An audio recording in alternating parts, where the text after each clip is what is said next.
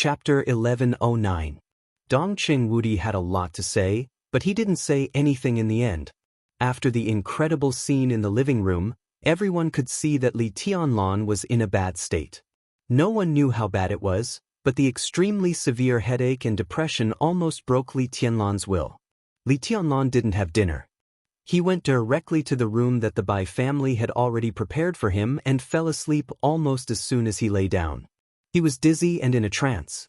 Li Tianlan had a dream all night. There were all kinds of bizarre pictures in the dream. His perception of his own position was sparse and difficult to refute. He didn't know where he was in the dream. All he could see was holy light and battleships all over the sky. It was like a mythical world shrouded in technology, or a supermodern world shrouded in myths. The content of the dream had no continuity. It was almost a constantly rotating picture without any connection, but it appeared in the dream as a matter of course. Perhaps influenced by the conversation of Xianyuan Wushang not long ago, a huge cross even appeared in his dream. The fairy tales that he had heard from his grandfather when he was a child also began to appear. The list of deification, the journey to the west, Sun Wukong, Ho-Yi shooting the sun, and so on. His thoughts were completely free in the dream. The pictures flickered without beginning or end. When he opened his eyes, there was already a hazy light outside the window. A pair of soft and delicate hands gently scratched his scalp. Her movements were gentle, and a delicate fragrance floated. A pair of dreamy and bright eyes appeared in Li Tianlan's sight. From the dream to reality, this pair of bright eyes seemed to be a clear bridge. In a moment of trance, Li Tianlan seemed to see the sky full of stars. "You're awake." Seeing him open his eyes, Qin Weibai smiled slightly. Li Tianlan grunted in a low voice, and the messy dream quickly faded away. Li Tianlan rubbed his forehead and took a deep breath. His head was still a little uncomfortable, but Li Tianlan could completely ignore this degree of discomfort. Although the depression in his heart still existed, as the night passed, the pictures he saw before began to become blurred. When the perspective returned to normal, he seemed to become normal. "What time is it?" Li Tianlan asked, playing with Qin Weibai's hair. "It's nearly 10 o'clock. Qin Weibai shook her head. Her hair brushed past Li Tianlan's face, tickling him. "You slept for nearly 14 hours. I'm tired." Li Tianlan laughed at himself and said, "I had a dream all night, and it was all messy." The scene in the dream gradually became blurry and almost completely disappeared. Li Tianlan seemed to think of something and laughed. "I dreamed that Sun Wukong and Buddha had a falling out and fighting. They were even driving a plane to fight against each other. In the dream, I actually felt that it was normal." Qin Weibai also smiled, but her smile was a little unnatural. Dream? She had been dreaming recently. But it was different from Li Tianlan's absurd dream. Her dreams were filled with an extreme regularity and normality. The absurdity and abnormality of the dream were actually the most normal. Qin Weibai's normality was the biggest abnormality. Every time she entered her dream, she would appear in an incomparably vast starry sky. Galaxies and star clusters would constantly appear, and large numbers of stars would explode and fall. Her dream had become a TV series that was related to but not very closely related to the real world, and it would always continue. Qin Weibai was also continuing, looking for her garden, looking for the black giant tree, and looking for the almost transparent figure under the giant tree. In her dream, she had incredible power. That was a dream. The power to make it real. No matter what she needed, with a flash of thought, everything in her imagination could become a reality in the dream. Spaceships, superluminal spaceships, superluminal warships, superluminal interstellar fleets. Star cluster level scanning radars. Various civilizations all over the starry sky. A lot of things appeared out of thin air in her imagination, and even she didn't know what to call them. In just a few days, in the continuous dream every night, Qin Weibai had already owned countless superluminal interstellar fleets that could travel across the starry sky. If all the numbers were added up, Qin Weibai had calculated that the number had exceeded 6 trillion. Not 6 trillion warships, but 6 trillion fleets. Each fleet had the ability to search a galaxy. But under the vast starry sky in the dream, she wanted to find what she was looking for, but it was still like looking for a needle in a haystack. Qin Weibai didn't tell Li Tianlan about all this. She didn't know why. Every time she wanted to say it, there would be an indescribable fear in her heart.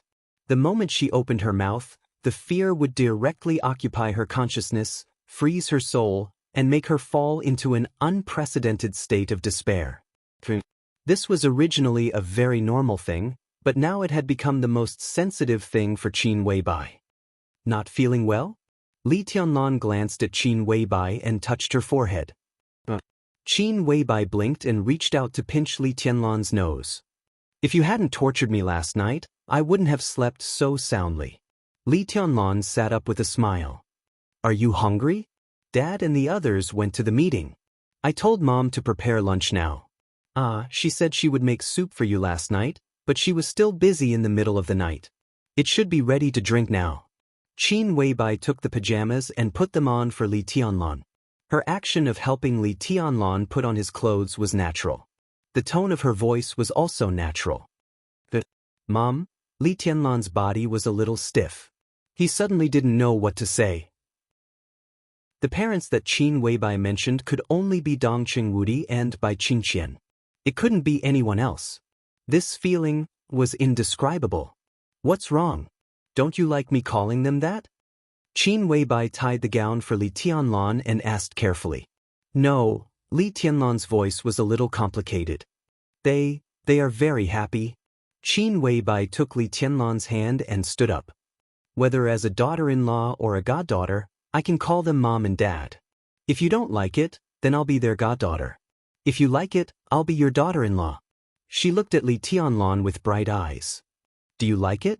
Li Tianlan was silent for a long time, then smiled and said, Did the minister go to the meeting? Taking a deep look at him, Qin Weibai nodded. She seemed to suddenly think of something and continued, By the way, when Dad left, he didn't look good. Council meeting? Li Tianlan frowned. Plenary meeting. Qin Weibai said softly. Li Tianlan paused and didn't speak. At this level, there were some rules about what kind of meeting it was. The council meeting referred to a small-scale meeting among the 9 council members. Although this kind of meeting was extremely formal, there would basically be no resolution on some particularly sensitive matters. On some sensitive issues, the council meeting seemed more like a discussion and test, which was a precursor. And the plenary meeting referred to the plenary meeting of the council. Not only the 9 council members participated in the meeting, but also all the councillors of Zhongzhou State. Any sensitive issues in Zhongzhou State, such as policies, personnel, or something else, were decided at the plenary meeting. When Dongqing Wudi called Li Tianlan yesterday, they had just finished the council meeting. Now, only one night had passed, and the plenary meeting came. Li Tianlan took a deep breath, and his eyes were a little grim.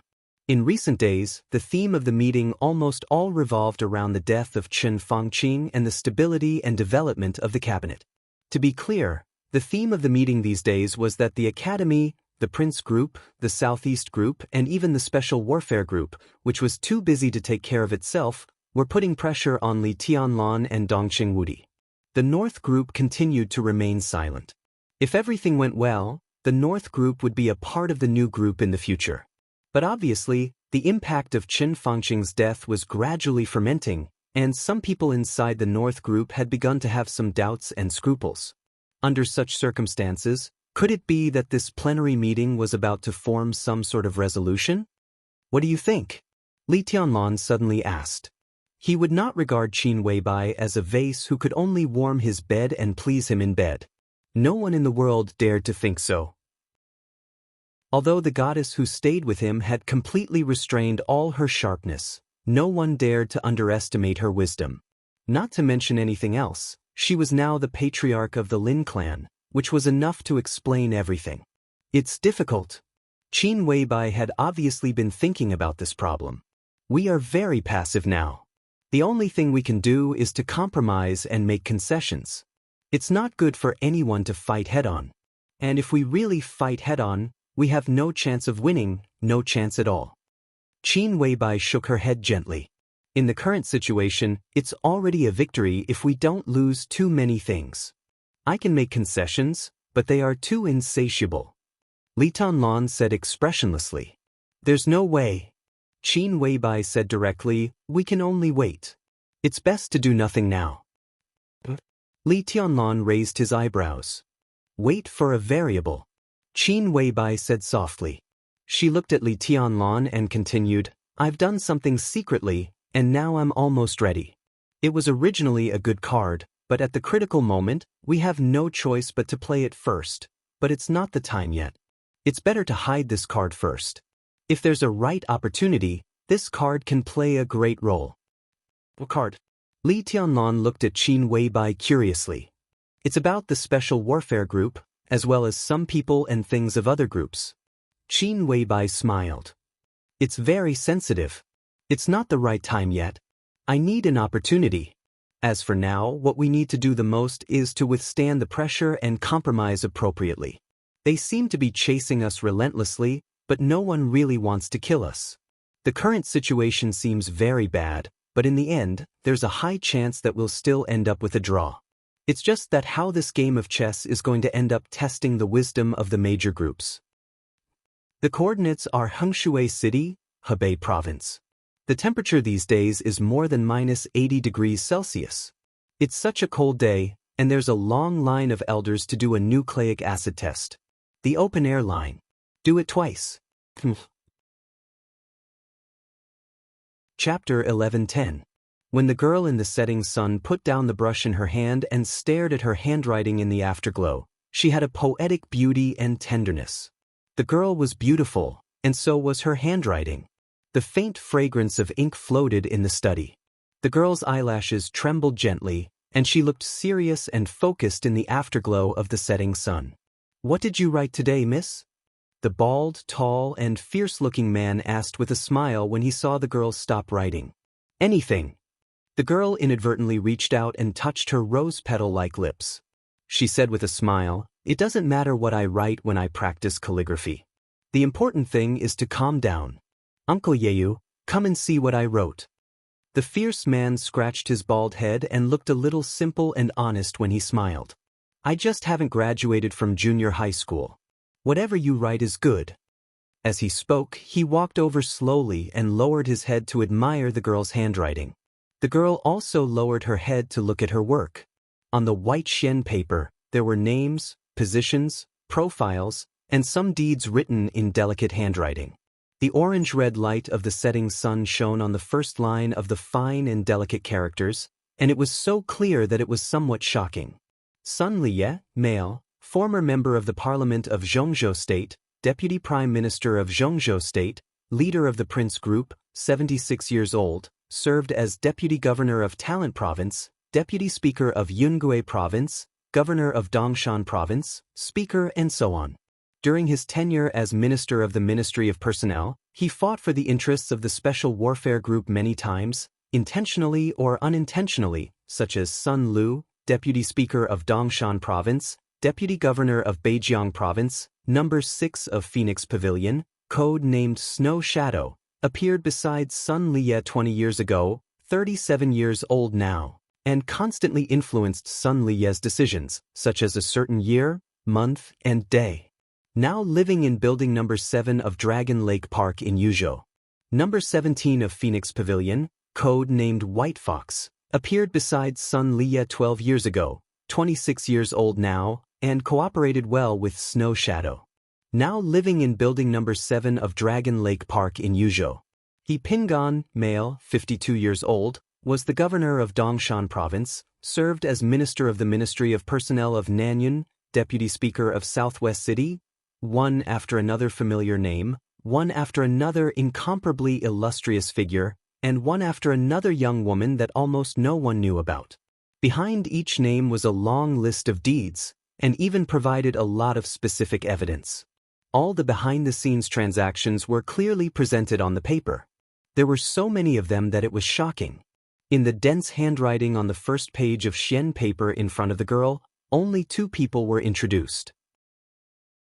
The girl pondered for many days and secretly investigated for several years. In the end, she only wrote down 7 names. Other than Sun Lie and He Pingon, the former mayor of North City, the current deputy speaker of Yuzhou Province, the current governor of Nanyue Province, and the current secretary general of the cabinet. The last one was the secretary of Nanyun Province's governor Chen Shi, Mao Song. Among the 7 of them, Mao Song's position was the lowest, but the current stage was the most sensitive. If all the 7 materials were published, it would be like a nuclear bomb to the entire Zhongzhou state. Its power was enough to destroy the world and even blow up the entire Kunlun city. Naturally, the Phoenix Pavilion, which had been secretly developing for many years, had more power than this. But there was no need to announce the other powers. The weight of these few people was enough. The existence of the Phoenix Pavilion was not a secret to the 7 people on the list.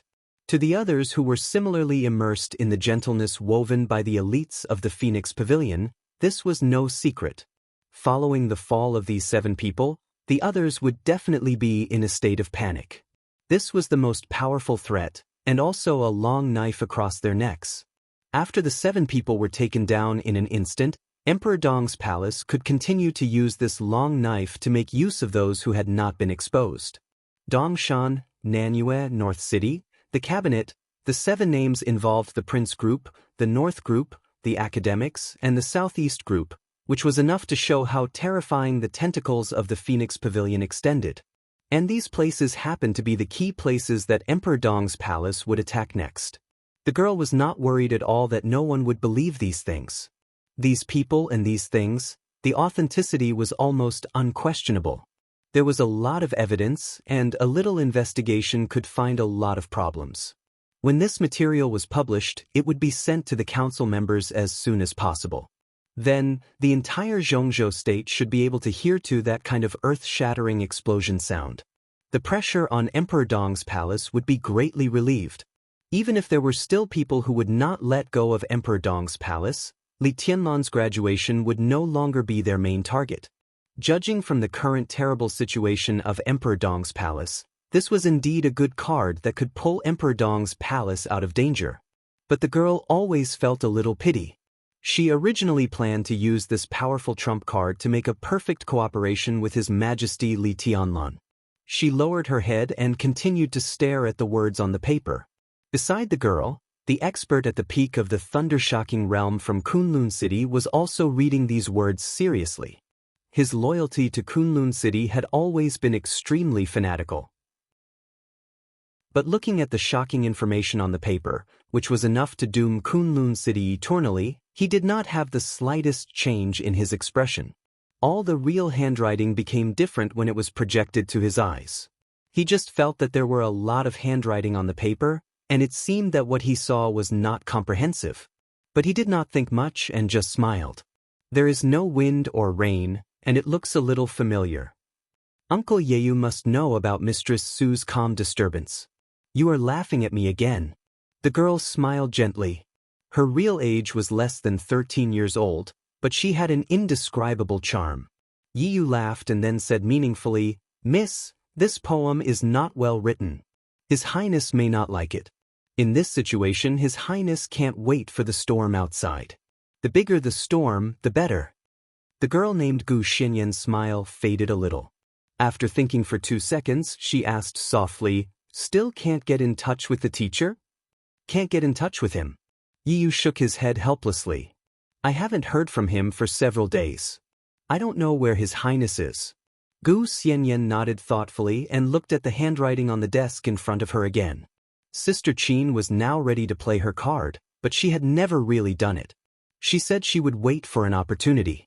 Would this opportunity be the time for Gu Xingyun to appear? After all, it would be such a pity if Gu Xingyun, the protagonist of this drama, was missing. Chapter 1111. When Dongcheng Wudi and Bai Zhanfang came back, it was nearly 10 o'clock in the evening. Not to mention their gloomy faces, the meeting time was enough to make everyone in the Bai family who really knew the current situation serious. It was another nearly 14-hour meeting. The longer and longer meeting time also showed that Dongcheng Wudi was now under great pressure. Except for them, no one knew how fierce the debate was at today's plenary meeting. There was silence in the smoky study. Zhou Mulin, Dongqing Wudi, Bai Zhanfeng, and Bai Qingzhao were all smoking in silence. Bai Qingqian peeled an apple and handed it to Li Tianlan. Li Tianlan took it subconsciously, shook his head, and put it on the table. Qin Weibai was making tea. 2 screens hung on the other side of the study. The screens were on, and the figures of Zhou Yuanshan and Wu Jingmin were equally serious and dignified in front of the screens. These people were almost the core team of the giant group and the new group. It was not convenient for Wu Jingmin to come now. Zhou Yuanshan was far away in Xianxia and could not come, but he participated in the discussion through the internet. These people were the most intuitive present and future of the giant group and the new group. After next year's election, Zhou Mulin and Bai Zhanfeng would retire, and Dongqing Wudi would continue to be re-elected. At the same time, Bai Qingqian and Bai Qingzhao would enter the Zhongzhou State Parliament, and Wu Jingmin would serve as a director of Zhongzhou State. Zhou Yuanshan, who was 39 years old this year, would officially establish his position as the leader of the new group in this election. In Li Tianlan and Dongqing Wudi's vision, they intended to push Zhou Yuanshan directly into the parliament. Considering his age, it was almost impossible for Zhou Yuanshan to become a member of parliament, but he could pass the time as a substitute member. At the same time, he could stabilize Nanyue. 5 years later, he could enter the parliament and even further become a director. This was the biggest disadvantage of the new group now. It was not that there were no people available, but there were no suitable candidates for some high-level positions which involved qualifications and prestige. Wu Jingmin was the only candidate who could make everyone speechless. Bai Qingqian also had the qualifications to become a member of parliament. A little lower, there were provincial speakers and governors. Although the people of the new group lacked qualifications, there was no lack of recommendations. As a result, Nanyue was a little difficult. Unless the new group gave up Nanyue, it was necessary to introduce a candidate who could barely enter the parliament. Zhou Yuanshan was the only choice. Although Zhou Yuanshan was too young and barely qualified, his future and ability were reassuring. Coupled with Li Tianlan's strength, it was not impossible for the new group to push him up. However, with Chen Fangqing's death, the variables in everything increased greatly. Not to mention Zhou Yuanshan's position, even Bai Qingqian's position was being coveted. I'll take a step back. In the long, deathly silence, Wu Jingmin suddenly smiled and said in a calm voice. For a moment, no one spoke. Qin Weibai paused in making tea. After a few seconds, she looked up and asked, "Is the situation so serious?" "I'm afraid it's more serious than you think." Dongqing Wudi took a deep drag on his cigarette and sighed softly. "What did you discuss in today's meeting?" Li Tianlan asked suddenly. Dongqing Wudi flicked the banquet and couldn't help sneering. Obviously, he was extremely dissatisfied with the content of today's meeting. Human affairs. For 14 hours, they talked about human affairs and united against us. Some people talked about several key positions, even Jingmin's position. Do they really think we're at the end of the road? We're not at the end of the road. Wu Jingmin smiled and said, "But it's good to compromise appropriately. I'll step down and Speaker Bai will take over. This is the best solution at present." He looked at Dongqing Wudi and then at Bai Qingqian. His eyes were very deep. Everyone could understand what Wu Jingmin meant. Wu Jingmin was already very old. If he continued to serve for another term, when Zhou Mulin and Bai Zhanfeng stepped down, he would be the oldest in the Zhongzhou State Parliament, whether it was a member or a director. It was the helpless move of the new group for him to go further. After one term, he had to step down anyway. At present, several major groups were targeting the new group. Wu Jingmin stepping down at this time was undoubtedly a super heavyweight bargaining chip and a huge compromise for the new group.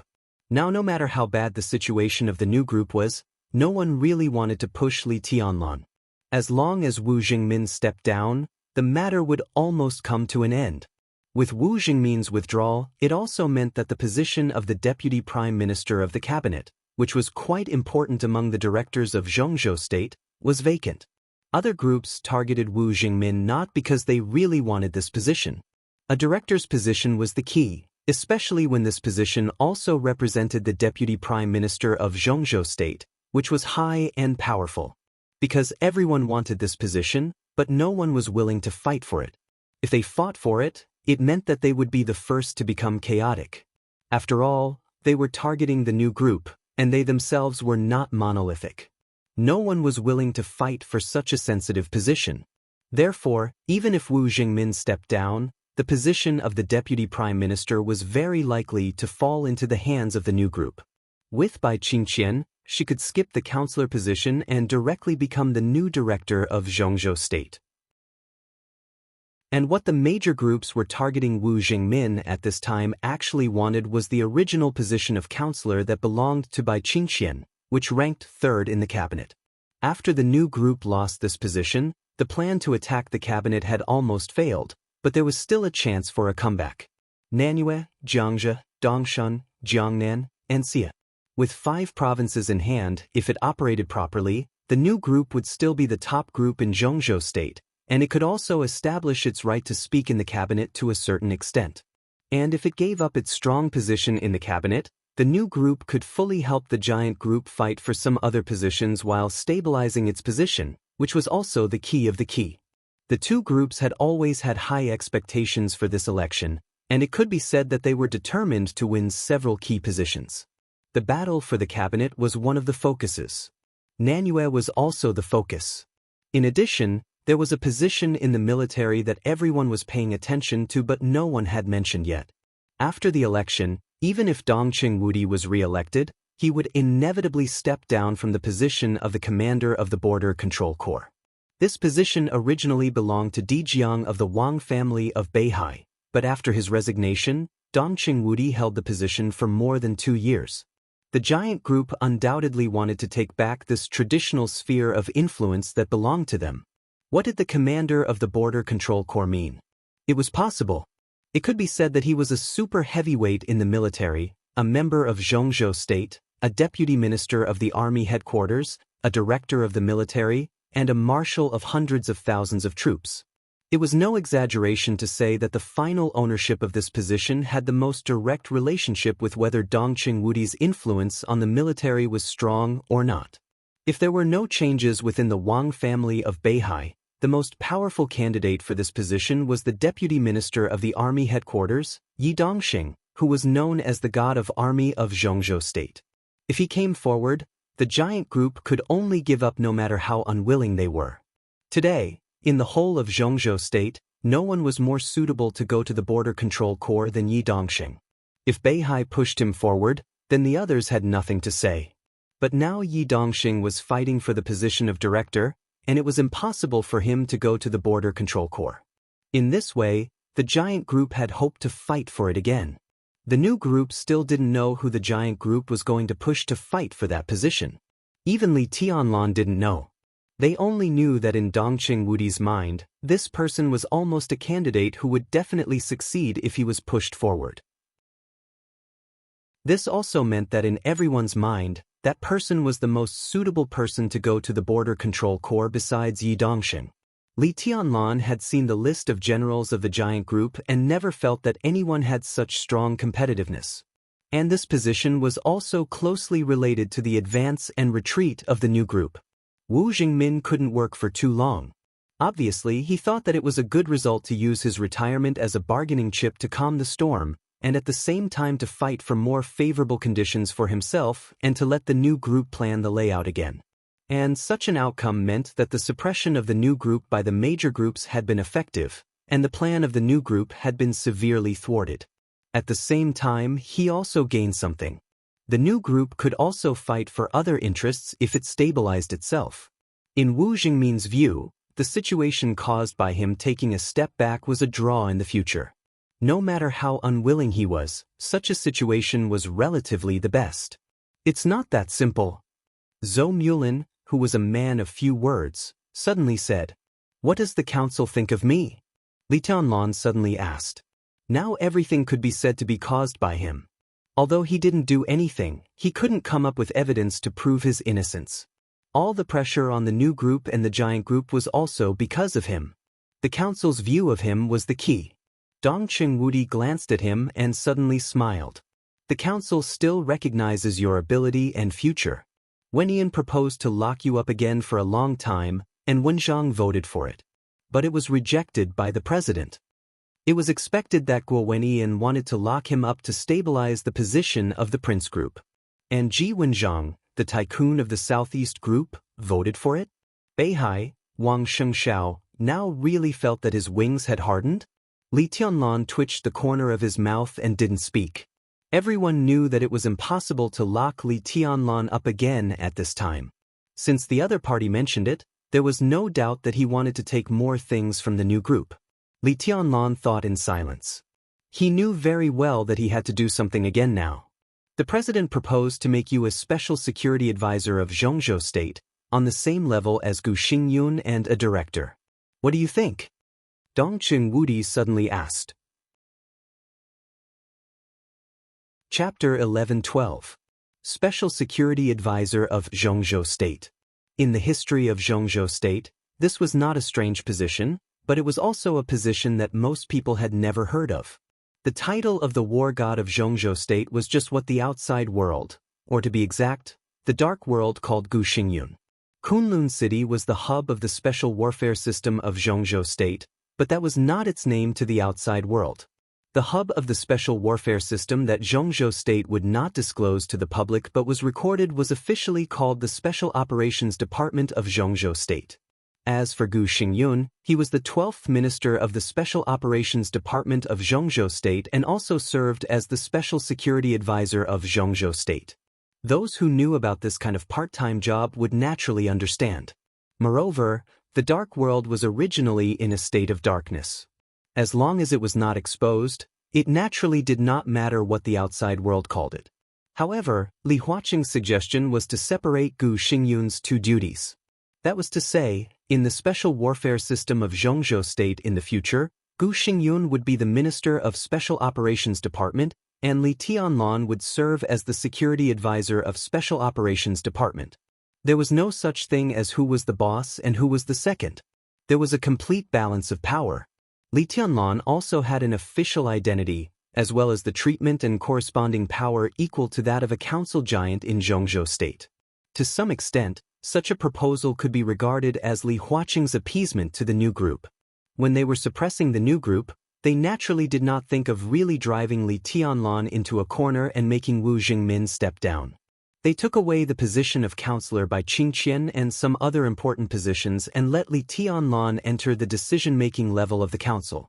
This was undoubtedly a kind of balance. It was no exaggeration to say that under normal circumstances, Li Tianlan's treatment could be regarded as a meteoric rise. This kind of advancement wasn't completely unreasonable. After all, Li Tianlan had served as the commander of the Snowdance Corps in the Chaos of Snow Country, which was also a commander-level position, equivalent to that of a member of parliament. Although this position had been removed by the parliament, this experience was also a qualification. Now he had become the Special Security Advisor of Zhongzhou State, and his treatment and status had been further improved. With this qualification and Li Tianlan's own combat capability, others could not say anything. But in this situation, how could Li Tianlan be on the same level as Gu Xingyun? I disagree. Li Tianlan expressed his opinion directly and frankly. His eyes were cold. No one was surprised. Li Tianlan's objection was completely reasonable. Those who could enter this study were very observant about the balance and compromise in all aspects. The moment they heard Dongqing Wudi convey Li Huaqing's proposal, they understood something. Making Li Tianlan the Special Security Advisor of Zhongzhou State was tantamount to giving him the power of a council member of Zhongzhou State. It was indeed a huge promotion, which could be said to be a good thing. But Li Huaqing's focus was not on this at all. The point of his proposal was to put Li Tianlan on the same level as Gu Xingyun. The level of the special warfare system of Zhongzhou State was a very serious matter. Of course, many aspects would be considered. Li Tianlan's combat capability was stronger than Gu Xingyun's, but it did not mean that he had to lead Gu Xingyun. Li Huaqing proposed that they should be at the same level. Li Tianlan did not agree with Gu Xingyun's combat capability. It was the situation of Gu Xingyun, or the Special Warfare Group. The investigation of the treason case of the Special Warfare Group did not stop even in the case of Chen Fangqing's sudden death. Dongqing Wudi served as the patriarch of the task force, while Yi Dongxing and Qing Ye, the current minister of the Ministry of Security of Zhongzhou State, were the deputy team leaders. This was a task force jointly established by the Giant Group, the Southeast Group, and the New Group. Perhaps the Southeast Group would do its best to suppress the New Group, but it did not mean that they would not cooperate in other ways. Especially in the face of the Special Warfare Group, the Southeast Group would not be soft-hearted at all. This was a huge handle that could shake the foundation of the entire Special Warfare Group. As long as they seized this handle and continued to investigate, when they suppressed the development of the New Group, it meant that they could get more benefits from the Special Warfare Group. Everyone in the Southeast Group understood this very well. Therefore, the task force investigated day and night, and the inside story had snowballed. The directors of the 4 provincial special operations bureaus of Yuzhou, Northern City, Suzhou, and Nanyun were now all under investigation. One of them could be said to be Gu Xingyun's most trusted confidant. Everyone knew what this meant. Gu Xingyun was caught in the storm, and his ally, the Prince Group, who was most likely to give him firepower support, was now in a terrible situation. In the face of more and more evidence, the Special Warfare Group was doomed to fall apart. Even if Gu Xingyun could barely escape with his own combat capability, the Special Warfare Group could not continue to exist. That was what everyone thought. Until Li Huaqing proposed that Li Tianlan and Gu Xingyun should be at the same level. This suggestion really had some hidden meaning. There was no doubt that letting Li Tianlan become the Special Security Advisor of Zhongzhou State was indeed a comfort to the new group, but the more important meaning behind this proposal was to protect Gu Xingyun. Li Tianlan and Gu Xingyun should be at the same level. This was undoubtedly a hint that the treason case of the Special Warfare Group should come to an end here. As Li Tianlan entered the parliament, the Special Warfare system was bound to undergo a big reshuffle. The elites of the Li family were in contact with the Special Warfare system of Zhongzhou State again after more than 20 years. Gu Xingyun was bound to be cautious and did not dare to make any mistakes. In this way, even if he had really done something outrageous, he did not dare to continue to do it now, especially when he was no match for Li Tianlan. He could only behave himself. After all, Gu Xingyun was also an expert who was close to the peak of the invincible realm. Perhaps after realizing the extreme strength and presumptuousness of his personal strength, Li Huaqing's suspicion of Li Tianlan did not disappear, so he thought of using Gu Xingyun to check and balance Li Tianlan. This was not a good choice, but it was the only choice. Of course, there were better ways, such as transferring Wang Xingxiao to take over Gu Xingyun's position. But in this way, not to mention the backlash within the Special Warfare Group, the Southeast Group and the New Group were not fools. Who would be fooled by such an obvious provocation? Such a proposal could not be passed at all. In order to protect Gu Xingyun, the Prince Group, which also needed an ally, would definitely support it. The North Group, which already had doubts, would only choose to be neutral. The Southeast Group was also happy to see Gu Xingyun involve Li Tianlan's angle, but it would not make a clear statement. In this way, the probability of passing was very high. Once this proposal was passed, it meant that Chen Fangqing's death and the case of treason of the Special Warfare Group were completely over. The rest were just some trivial aftermath. The Special Warfare Group would naturally reunite with the Prince Group when it regained its footing. Chen Fangqing had been in the cabinet for many years. His death was originally a touch of sadness. Coupled with his deep-rooted management, the Prince Group had been able to stabilize the situation with the strong support of the Special Warfare Group. Now that the new group had lost the initiative, it was no longer advisable to cut a piece of meat off the Prince Group. Similarly, their plan to conquer the cabinet would also be completely ruined and doomed to failure. But the new group did not gain nothing.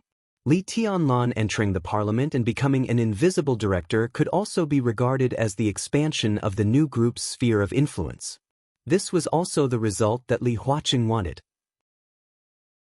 He hoped that the new group could rise and make its voice heard in different fields, but he absolutely did not want it to be too tough in one field, such as the cabinet.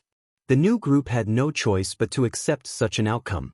This is unacceptable. The Prince Group, which has stabilized its position, has an ally, and it is not difficult to stabilize the interior.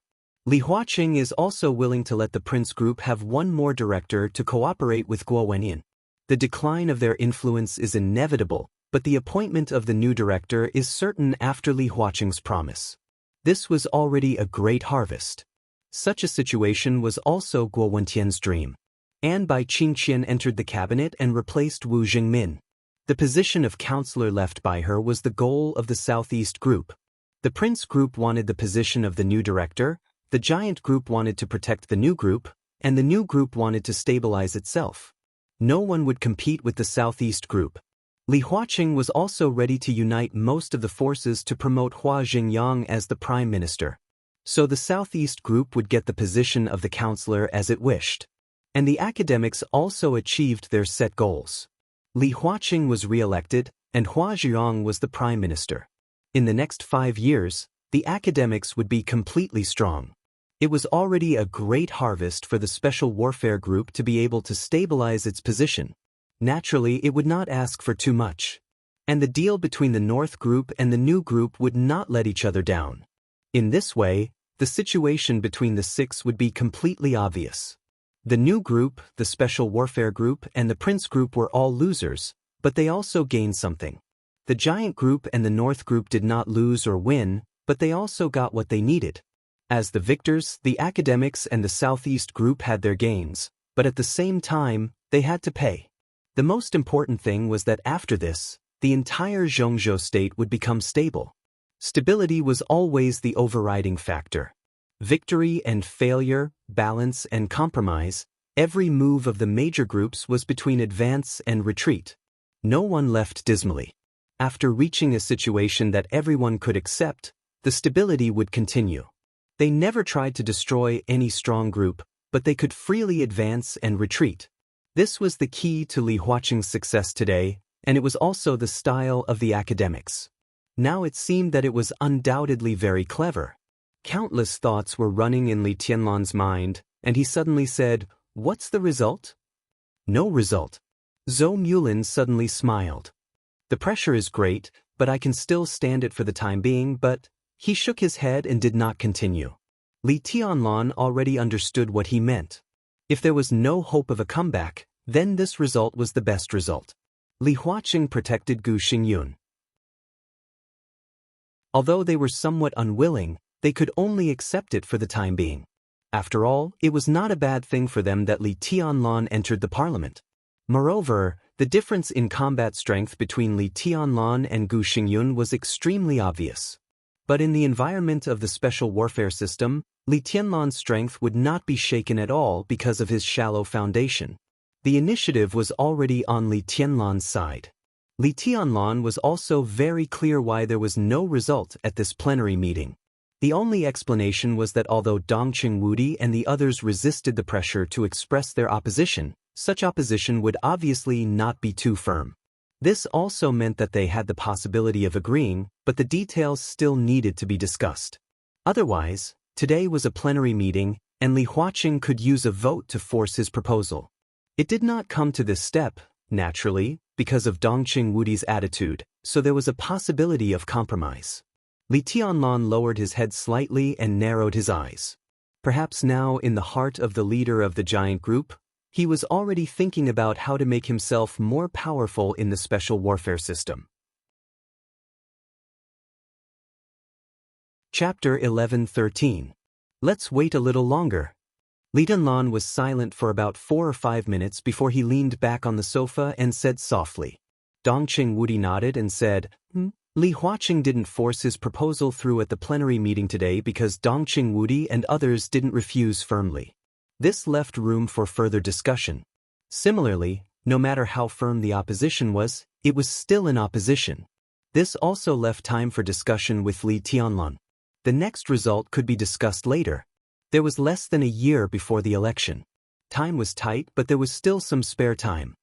You have to make up your own mind about this matter. Think it over. Dongqing Wudi lit another cigarette and said with a smile, "The president has time to wait." He didn't continue. Li Tianlan nodded silently. The current situation was undoubtedly extremely unfavorable for the new group. Everyone was under great pressure. Li Huaqing wanted to calm down the storm and gave a relatively acceptable result. The Xian group could consider or even refuse, but the longer this decision was delayed, the more variables there would be, and the more losses there would be. After all, while the Xian group was considering, the other groups would not just sit still and do nothing. When it was time to suppress the Xian group, they would definitely go all out. This time was almost regarded as the last time the Xian group could suck the Xian group's blood before they compromised. Li Tianlan picked up the teacup, took a sip of tea, and looked at Wu Jingmin on the screen. As if noticing his gaze, Wu Jingmin nodded with a smile. This old man who had truly sacrificed everything for the Li family had long felt exhausted. Now that he had retired, he had nothing to be unwilling about. Even he himself thought that this was the best result. Li Tianlan slowly leaned back on the sofa and stopped talking, as if he was meditating. Dongqing Wudi began to talk about several sensitive positions in the military. Li Tianlan didn't speak, just quietly listening to their conversation. The moment he closed his eyes, his perspective had begun to shift in another direction. The Chen family was filled with a mournful atmosphere. Chen Fangqing and Chen Shi died on the same day, so their funerals were naturally on the same day. Although it had been less than a week since their funerals, the Chen family had obviously become deserted. Even most of the Chen family's relatives had left Yuzhou. If Li Tianlan really accepted Li Huaqing's proposal, there was no doubt that after the major groups reached a new balance, the Chen family's experience would soon be completely forgotten. As Chen Shi's secretary, Mao Song still hadn't left the Chen family's compound. Chen Fangqing's death had earned the whole Chen family a lot of sympathy. While the hard-pressed prince group suppressed the new group, it also hoped to unite the Chen family for more support. Chen Fangqing did make a series of inappropriate decisions before his death, but his contribution to Zhongzhou state couldn't be erased. Not only in the prince group, but even the senior officials of other groups respected Chen Fangqing very much. At this time, uniting the Chen family would undoubtedly put more pressure on the new group. People close to the Chen family would be further promoted. It was said that Chen Fangqing's secretary, Yuan Lin, would soon serve as the governor of a province. The Ministry of Personnel also talked to Mao Song. It was said that he would soon be appointed as the Secretary General of a province. The Chen family was not very prosperous. Except for Chen Fangqing and Chen Shi, most of the others were developing in the economic field and state-owned enterprises. These people would also be taken care of to varying degrees. But as the storm of Chen Fangqing and Chen Shi's death subsided, the Chen family's biggest reliance in the future was undoubtedly the two secretaries, Yuan Lin, who was the governor, and Mao Song, who was the deputy governor. So the Chen family was now trying to win over these two secretaries. No matter what Mao Song and Yuan Lin thought now, they couldn't really leave the Chen family alone. So the two of them had been living in the small courtyard arranged for them by the Chen family during this time, dealing with Chen Fangqing and Chen Shi's funeral. At the same time, they were also waiting for the new appointment notice. Mao Song's performance had always been normal. The so-called normal was not panic, not excitement, and had always maintained a rigorous and serious attitude to deal with all kinds of affairs and deal with all kinds of people. After dinner, Mao Song shut himself in the study. This used to be Chen Shi's study, but now it was Mao Song's office. It could be seen that the Chen family valued and wanted to win him over. He was now studying several documents about Nanyun province. There were many rumors about his and Yuan Lin's promotion in the outside world. It seemed to have been settled, but in fact, there were also disputes. As Chen Fangqing's secretary, Yuan Lin's rank was the governor. His position was also the most controversial. Many of the higher-ups were inclined to let Yuan Lin be the governor of a province in the northwest. Under normal circumstances, Yuan Lin could be said to have such an outcome. Everyone knew the current situation of the prince group. If Chen Fangqing stepped down under the pressure, there was basically no hope for the governor of Yuan Lin. Most likely, he would be given an idle position to retire, which was a relatively good outcome. But now, Chen Fangqing's abnormal death became a ladder for Yuan Lin's promotion. Coming out of Chen Fangqing's influence, he was still a capable person of the prince group. Naturally, The prince group wanted to take this opportunity to push him to a more prominent position. Therefore, the prince group was now inclined to transfer Yuan Lin to be the speaker of the province in the northwest. The speaker of a province and the governor seemed to have the same rank, but in the eyes of the higher-ups, they had completely different weights. Yuan Lin himself was the governor, and his seniority was enough. Even if Yuan Lin could not be the speaker of a province, the position of the governor of a remote province was not something the prince group could be satisfied with. Therefore, if it was determined that he could not win the position of the speaker of a province, Yuan Lin would naturally be appointed to a more important position at the level of the governor. In Zhongzhou State, it was not easy to find a position more valuable than that of the governor but not the speaker. Several heavyweight departments in Zhongzhou State had always been contested by militarists, so it was hard for the prince group to arrange for them. As for departments like the Ministry of Personnel, they were all members of parliament. Yuan Lin was not qualified. Therefore, the prince group was now focusing on fighting for two positions. The first was the mayor of Yuzhou. The second was the mayor of Huading. The current speaker of Huading was one of the leaders of the prince group, so it was unlikely that Yuan Lin would go there. In Yuzhou, with Bai Zhanfang's retirement next year, there was bound to be a reshuffle in the Yuzhou parliament. Yuan Lin undoubtedly had a great chance. This was also the result that the Chens wanted to see. If Yuan Lin became the mayor of Yuzhou, it would be easier for him to take care of the Chens. This was also what Mao Song wanted to see. Because Yuan Lin could not win the position of the speaker of a province, the higher-ups would inevitably make compensation in other aspects. Chen Fangqing's secretary was demoted, and Qin Shi's secretary was promoted. This was a matter of course. In such a situation, Mao Song's new position might not be the secretary-general of a province, but the director of Nanyun province, the deputy governor. With Chen Shi's death, Mao Song could be regarded as having a meteoric rise. This result was basically a foregone conclusion, because Mao Song had received some promises about Yuan Lin and his appointment. Some forces that no one had expected would do something, and finally achieve the current result. Therefore, Mao Song was now very concerned about some documents in Nanyun. It could even be said that he had entered the state of deputy governor in advance. When there was a knock on the door, it was nearly 12 o'clock in the middle of the night. It was quiet inside the Chen's compound, and everyone had fallen asleep. Listening to the rhythmic knock on the door, Mao Song showed a faint playful smile at the corner of his mouth, and said lightly, "Come in." The door was gently pushed open, and a young woman with a slim figure wearing a black coat with her hair in a bun came in. The young woman was about 25 or 26 years old. If it wasn't for her unique charm, no one would even be able to tell that she was married. She was extremely beautiful, but she had a kind of unapproachable temperament. Furthermore, she was not reserved, so she appeared extremely arrogant and undisciplined. She looked very cold. She placed the document in her hand in front of Mao Song. Her cold temperament suddenly disappeared when she opened her mouth. Her voice also became somewhat soft. "Brother Mao, this is the document you wanted." Mao Song opened the folder casually. The folder was empty. Mao Song smiled softly. The young woman's name was Qin Yao, and she could be considered as Qin Fangqing's granddaughter. Although she was not the direct granddaughter, they were very close. Chen Yao's biological grandfather was Chen Fangqing's biological elder brother. With such a relationship, Qin Yao was naturally one of the core members of the Qin family.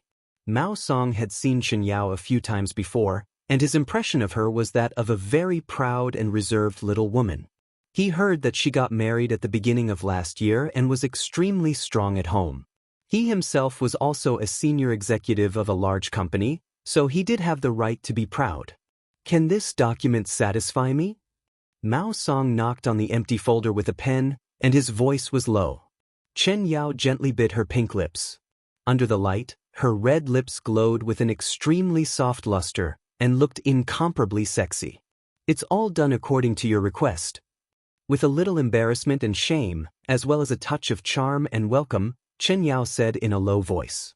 Mao Song pulled Chen Yao into his arms. There was a touch of struggle and hesitation in Chen Yao's eyes, and then it turned into helplessness, looking delicate and pitiful. Mao Song unhurriedly took off Chen Yao's coat. His breathing began to gradually quicken.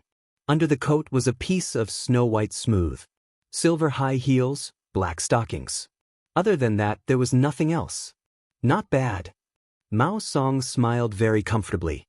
Chen Yao, who was trembling all over, lowered her head and became more and more embarrassed. Kneel down, I'll give you a facial mask. Mao Song smiled and pressed Chen Shishue down. Her fair and tender shoulders slowly pressed her into the desk with incomparable toughness. A few seconds later, a pair of small trembling hands moved slightly along his legs. Mao Song continued to look at the document. 2 minutes later, that familiar and exciting feeling of comfort took over his brain. Mao Song leaned on the chair and smiled faintly. The Chen family is really a talent, or is it that the more cold and aloof a woman is, the more coquettish she is? When I saw you before, I really didn't expect that there would be a day like this. Mao Song really didn't expect it. On the second night after Chen Fangqing and Chen Shi's funeral, Chen Yao appeared in Mao Song's room.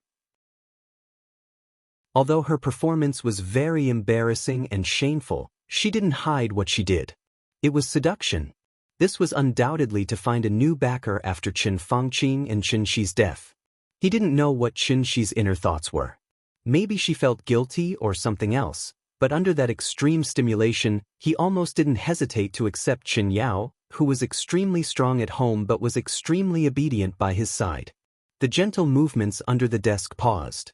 Chen Yao seemed to raise her head. Her voice became softer and softer, but still had a sense of reservation. That voice was low, but in Mao Song's ears, it was like thunder. I just saw Aunt Murong enter Secretary Yuan's room, wearing makeup and sexy clothes. At this time, Aunt Murong Yuan Lin, very sexy, Mao Song's mind was dizzy. Astonishment, anger, jealousy, all kinds of emotions suddenly surged up. He directly pulled Chen Yao up. He gritted his teeth and said, "Which Aunt Murong?" Chen Yao's red lips became softer and softer. She whispered, "There's only one Aunt Murong Xiao." Mao Song didn't speak for a long time. Of course, he knew that there was only one Aunt Murong. She had always been his sister-in-law in his heart. A beautiful, reserved, mature, dignified, gentle, virtuous, and elegant woman. It wasn't that Mao Song didn't have any other thoughts, but he didn't dare to have any other thoughts. Because that was Chen Shi's wife. And now, Chen Shi's wife, wearing sexy clothes, was in Yuan Lin's room. What was she doing? What was she doing? Chen Shi's bones were not cold yet. Slap. Mao Song slapped Chen Yao's but fiercely. He gritted his teeth and said, "You bunch of bitches." Amidst Chen Yao's low exclamation, Mao Song directly picked her up and threw her on the bed in the lounge. Her hysterical venting didn't cause any waves in the Chen family's courtyard. It wasn't until nearly 3 o'clock in the middle of the night that Chen Yao put on her coat again and sneaked out. Mao Song laid on the bed, thinking about random things in the lounge full of ambiguous smell. He thought about Chen Yao for a while, then thought about Murong Xiao. He thought about her appearance in Yuan Lin's room at this time. He thought about her usual dignified and gentle appearance. He thought about Chen Shi again. Sometimes he gritted his teeth, sometimes he sighed softly. He gradually fell asleep in a daze. In the dark lounge, a shadow that had witnessed everything slowly moved and finally came to Mao Song's bed. The shadow was vague, as if it didn't exist, but from a distance, a gaze was always watching here. Mao Song turned over in bed uneasily. His brows gradually wrinkled, and his breathing began to become rapid. In the chaotic dream, Chen Yao became Murong Xiao. The woman he once dreamed of seemed to have lost all elegance and reserve, leaving only rich and intoxicating gentleness and charm. She obediently knelt in front of his door. Bang! In the dream, the sound of the door breaking sounded. Chen Shi stood outside the door with a twisted expression, staring at him. A Chen Shi covered in blood from head to toe. Chen Shi rushed over directly and firmly choked his neck. Mao Song suddenly woke up from the dream with a scream. His body curled into a ball, and he kept muttering to himself, "I didn't kill you, I didn't kill you. Governor, let me go. I didn't kill you. The gaze that had been cast on Mao Song was withdrawn. The vague shadow in the lounge rushed out of the Qin family's courtyard in an instant and turned into a black windbreaker. The windbreaker was completely unfolded. A meteor suddenly crossed the sky over the Qin family's courtyard. The next second, the windbreaker appeared inside the Bai family's manor and automatically hung on the hanger. In the bedroom, Li Tianlan gently hugged Qin Weibai, played with her hair, and smiled slightly. The breakthrough was found. And it was an unimaginably good breakthrough. Chapter 11:14. Except for a few people involved and Li Tianlan, no one else knew the absurd scenes that happened in the Qin family's courtyard. The rich amount of information made all kinds of ideas spin rapidly in Li Tianlan's mind. Chen Yao, Murong Xiu, Mao Song Yuan Lin. This was undoubtedly the best breakthrough and the variable that the whole Emperor Dong's palace had been dreaming of. It was not difficult to control Mao Song now. What surprised Li Tianlan the most was Murong Xiu. He had seen this distinguished madam of the Chen family on the first day of Qin Fangqing's death. She was less than 40 years old, mature and bright. She was indeed a rare beauty. If he had not seen it with his own eyes, he would not have imagined that this lady, who looked extremely dignified and reserved, could be more open than Qin Yao and Mao Song. If he had not heard it from her, he would not have thought that Qin Shi, who looked tall and strong, was not manly at all. It was easy to understand why Murong Xiu seduced Yuan Lin. Under normal circumstances, the identity of Madame Qin could indeed make her rich for the rest of her life. But this so-called normal circumstances had an important premise. The Qin family could continue to exist. This was obviously impossible. Li Tianlan was not so generous. Everyone knew this. Being Yuan Lin's mistress did not sound good, but as long as she left the Qin family, at least she could continue to live. Li Tianlan shook his head subconsciously. His heart was still surging with joy. He had decided to take advantage of this opportunity. It was Mao Song who killed Qin Shi. There was no doubt about this. Mao Song's behavior in his dream was enough to explain the problem. The clue given by Xianyuan Wushang also pointed to Mao Song. Li Tianlan did not know how Xianyuan Wushang found Mao Song, but he had an almost instinctive trust in Xianyuan Wushang. As soon as Xianyuan Wushang gave the news, Li Tianlan directly sent out Ruthless, who had just inexplicably recovered some energy. Ruthless sword intent was connected with his sword energy. Under the situation that they shared the same vision, Li Tianlan, who had been watching the Qin family's courtyard for a day, finally saw the explosive content he wanted to see. Chen Shi's death was confirmed. And the cause of Qin Fangqing's death was still inexplicable. But it was not important. What was important was that Yuan Lin was Qin Fangqing's secretary, and this secretary had slept with Qin Fangqing's daughter-in-law. As for the others, there was no need to mention them. This news alone was enough to completely reverse the current situation of Emperor Dong's palace. Li Tianlan instinctively wanted to get up and communicate with Dong Qingwudi about what he had learned. He knew himself very well. In terms of individual combat capability, no one in the whole dark world was his match now. And he could make some decisions from a very high position. But in any case, he could only be regarded as a newcomer in the high level of Zhongzhou state. It was inevitable that there would be things that he didn't consider thoroughly. At this time, he needed to rely on the wisdom of some old people to make himself mature in this aspect quickly. However, at this time, after a moment of hesitation, Li Tianlan lay back down. He didn't tell Dong Qingwudi about Mao Song before because he couldn't explain the source of the information. He didn't know this himself. Monitoring Mao Song was his trust in Xianyuan Wushang. Now that he had made a major discovery, there was no need to explain the source of the information. A faintly discernible sword intent slowly bloomed from Li Tianlan's fingertips, matching with Heartless. Lian. Heartless, hanging on the hanger, disappeared in the Bai family's manor. The next second, the black trench coat kept splitting into shadows in the Chen family's courtyard, almost covering the entire courtyard in an instant. From now on, everyone in the Chen family was in Li Tianlan's sight. And the only thing he needed to do was to wait for an opportunity.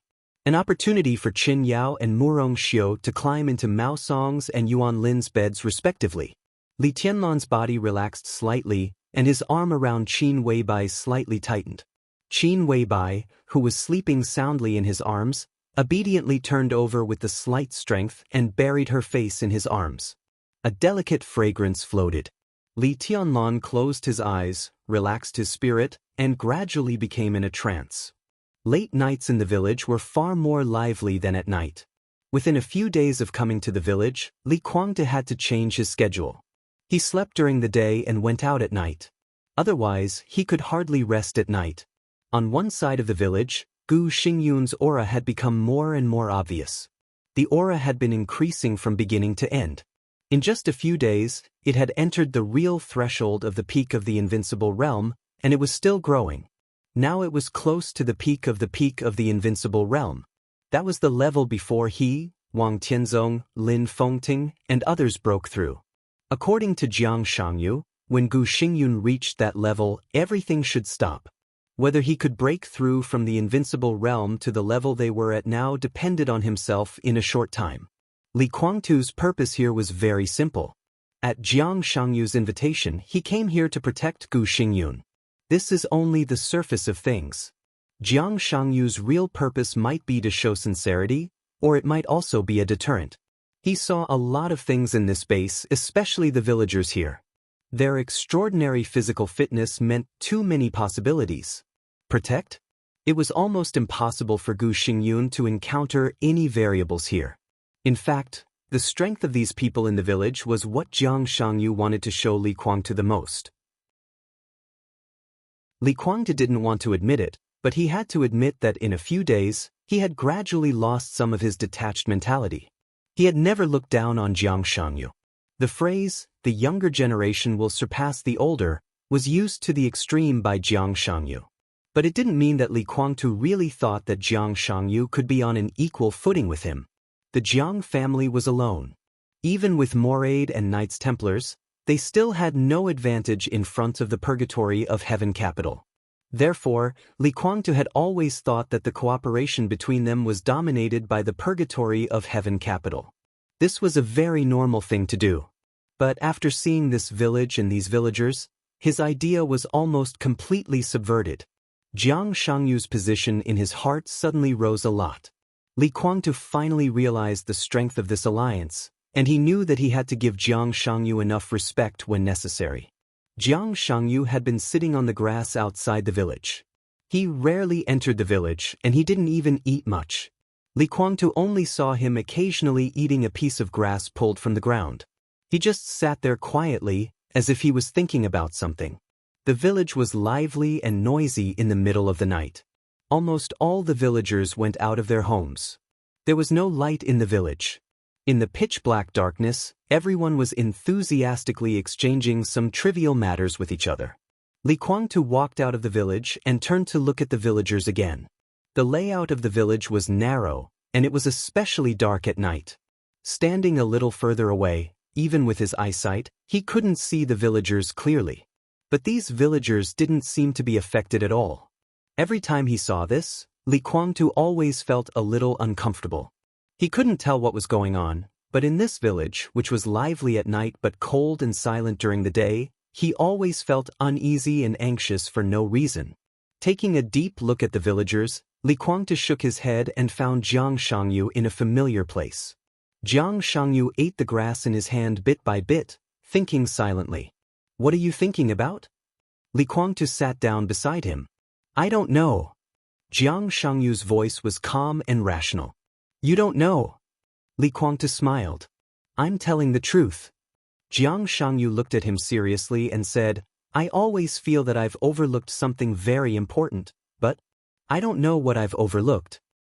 It's like I should have been prepared for something, but I suddenly ignored it because I was busy with other things." Li Kuangde looked at him and didn't make any comment.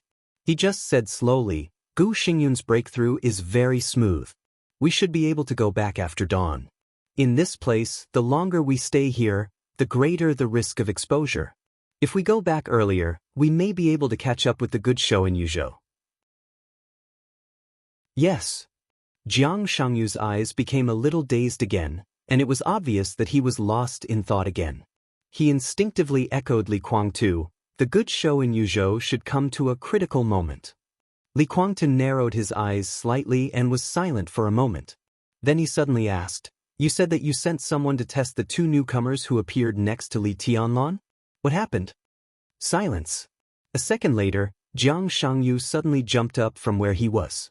He stared at Li Guangtu, and his eyes kept changing. Li Guangtu was shocked, but he remained calm on the surface. He just looked at Jiang Shangyu quietly and asked, "There was an accident in the result of the test?" Jiang Shangyu looked at Li Guangtu in silence. He was silent for a long time, and then laughed hoarsely, "I don't know." "What do you mean?" Li Guangtu frowned. Jiang Shangyu's smile was a little gloomy, a little enlightened, and a little helpless. He looked at Li Guangtu and said seriously, "Your Highness, if I tell you that I forgot about it, would you believe it?" In fact, it didn't matter whether Li Guangtu believed it or not. What mattered was that it was true. If Li Guangtu hadn't reminded him, he didn't even know how long he would have been thinking. There were some things that he didn't ignore. He completely forgot about it. He had completely forgotten that he had sent someone to probe Xianyuan Wushang. If no one had reminded him, he might not have remembered it at all. From a certain point of view, it was also a kind of deception. This was undoubtedly an extremely abnormal thing. Jiang Shangyu took out his mobile phone and began to dial. When he dialed, he murmured softly, "I'm afraid things are going to be troublesome." Chapter 11:15. Forgetting something was something that everyone would experience in normal life. However, it was something that he was very concerned about, but he forgot it. This was undoubtedly very abnormal. Jiang Shangyu was different from everyone else. Xianyuan Wushang and Xing Tian were unknown. Their appearance beside Li Tianlan seemed very abrupt. People would pay attention to them, but they would not pay too much attention to them. After Jiang Shangyu used all his connections to investigate Xianyuan Wushang and Xing Tian to no avail, and consulted Li Guangtu several times to confirm that the Li family could not have these two people, he immediately realized that the sudden appearance of these two people might bring some changes. Probing their origins. This was the first thing Jiang Shangyu did, and it could be said that it was the thing he paid the most attention to. But he forgot. The result of the test was already obvious. If there was no problem with the origin of the two people, Jiang Shangyu could not forget such an important thing. This kind of natural neglect was so careless that it was as if he had deleted a very insignificant thing from his memory. Fraud. And it was a fraud with extremely high authority. If Li Guangtu had not asked, perhaps Jiang Shangyu would not have remembered that he had tested Xianyuan Wushang until Xianyuan Wushang showed some authority in front of him. This consequence, Jiang Shangyu felt a little cold in his heart, and he also had some doubts. The other party's means of making him forget this matter was too obvious. There were only two obvious possibilities. One was to start from his spiritual world. If so, Jiang Shangyu would not feel that he had neglected anything at all, so this possibility could be ruled out. As for the other one, it was fraud. Just fraud? If he guessed correctly, Xianyuan Wushang and Xing Tian should be Li Tianlan's guides. With the importance they attached to Li Tianlan, how could one of the two guides be a fraud? Jiang Shangyu could not understand. It seemed that no matter who came, it was more suitable than a person on the path of fraud. His existence also seemed to affect the cooperation between the two guides. If one of them was in the field of fraud, then what was the other one? Jiang Shangyu put the phone to his ear. The phone was quickly connected. The person on the other side of the phone cautiously said a bunch of secret codes, and then hung up the phone. Then an autopsy report and a lot of photos began to appear on Jiang Shangyu's mobile phone. Jiang Shangyu held the mobile phone and looked at the photo carefully. After a while, he smiled at Li Guangtu and said, "Thank you for reminding me, Your Highness. If you hadn't reminded me, I would have forgotten about it. I've just called Yuzhou Province. The result has come out. You can take a look at it together." Li Guangtu walked over quietly and looked at the photos on the phone with Jiang Shangyu. There was a badly mutilated corpse in the photo, which made Li Guangtu frown. For a moment, he couldn't even understand how the other party died. It looked like there was some kind of power that kept expanding inside the body of the deceased, and finally completely destroyed all the internal structure of the deceased. To be precise, it was as if someone had quietly planted a heavy bomb in his body. However, although the deceased in the photo was badly mutilated, there was no trace of explosion. Jiang Shangyu silently slid the screen and flipped through the photos taken from different angles. After a while, he whispered, "My conclusion is basically the same as the autopsy report. Some kind of energy completely stimulated the accelerated growth of all the organs in the deceased's body in a short period of time in an incomprehensible way. The consequence of accelerated growth is not that the organs in the deceased's body age rapidly. That kind of power has been increasing, and in the shortest time, it directly broke through the capacity limit of the organs in the deceased's body. All his organs are like balloons being blown up. The energy is increasing, and the expansion is getting faster and faster." Finally, on Jiang Shangyu, you described vividly the heart, lungs, liver, stomach, blood vessels, muscles, bones, and even every drop of bone marrow and every cell in the deceased's body completely exploded because they couldn't contain that kind of power, which led to the current result. The autopsy report doesn't seem to be as detailed as you said. Li Kuangtu squinted at Jiang Shangyu. He just hurriedly glanced at the autopsy report on the screen. There were a lot of vague words in the report, as well as a description that could not be confirmed. In fact, it was similar to what Jiang Shangyu said. However, if you didn't listen to Jiang Shangyu and only looked at the report, you would get another vague conclusion. In the end, the report did not give any clear results. It only said that the cause of death was temporarily unknown, but it ruled out certain possibilities such as poisoning, disease, and homicide. Jiang Shangyu was silent for a while and slowly said, "I do know more than them, but it's only about the way of death of the deceased itself. I want an explanation." Li Kuangtu said lightly, "Your Highness should be very familiar with this kind of energy." Jiang Shangyu laughed and pointed in the direction of Gu Xingyun. "Similar energy is the key to Gu Xingyun's recovery. You should have felt it. In addition, the dragon vein in Li Tianlan also has this kind of energy." "You mean?" Li Kuangtu raised his eyebrows. "Vitality." Jiang Shangyu's tone was affirmative and calm.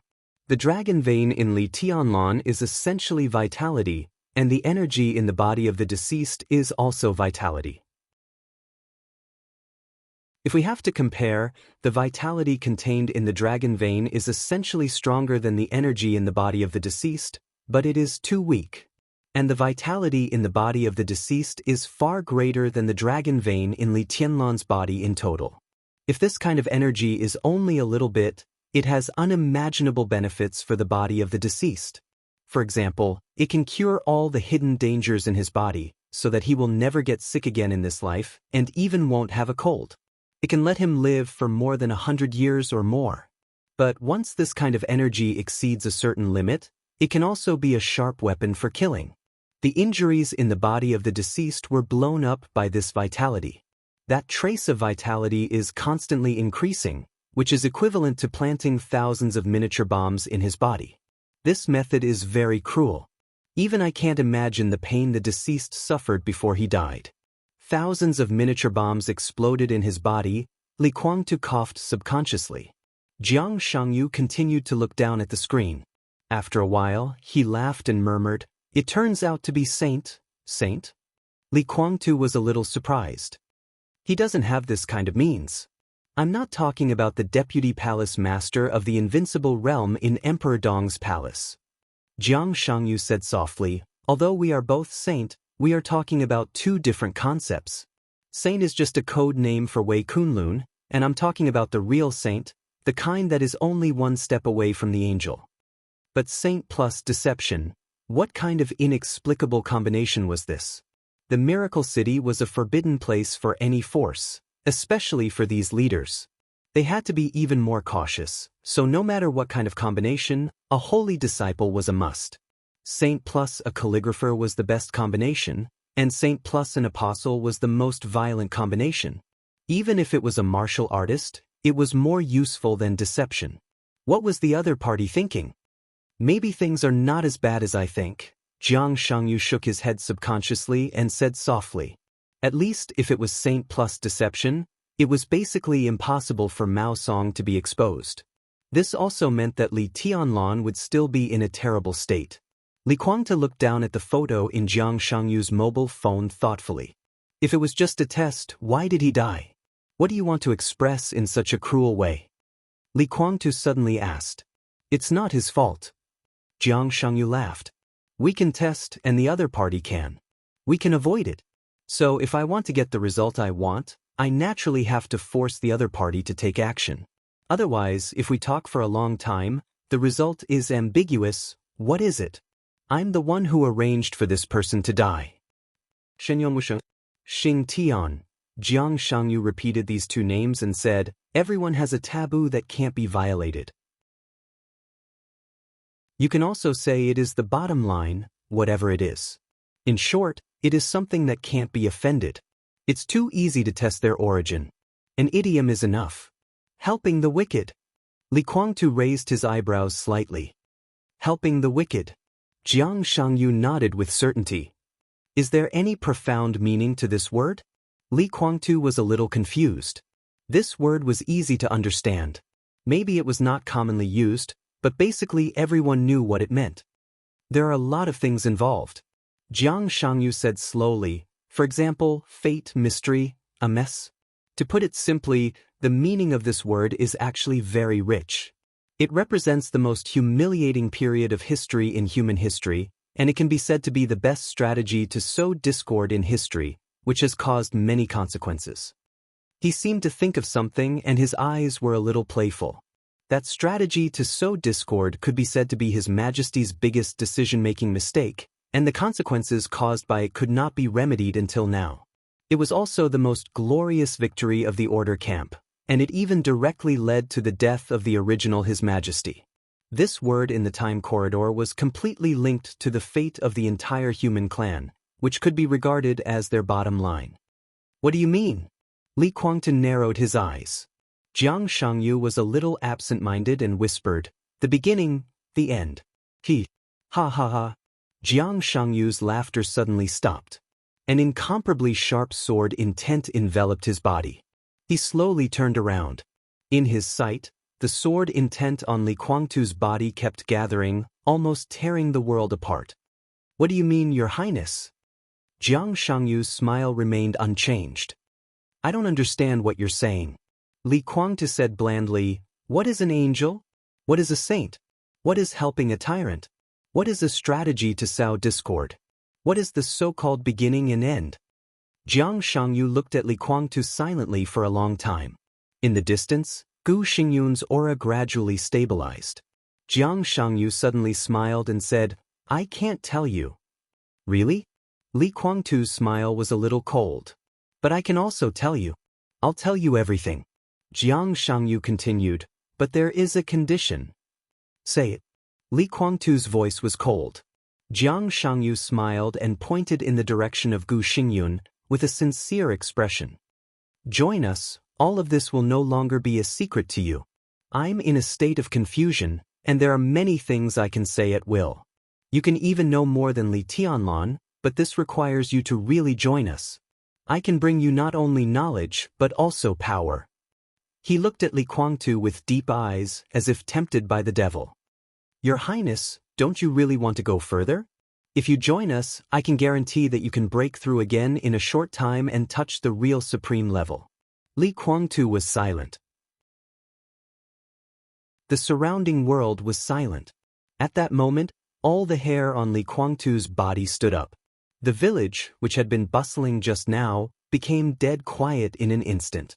Li Guangde could not see through the darkness, but he could clearly feel that the villagers who had been communicating with each other stopped talking at the same time and turned around at the same time.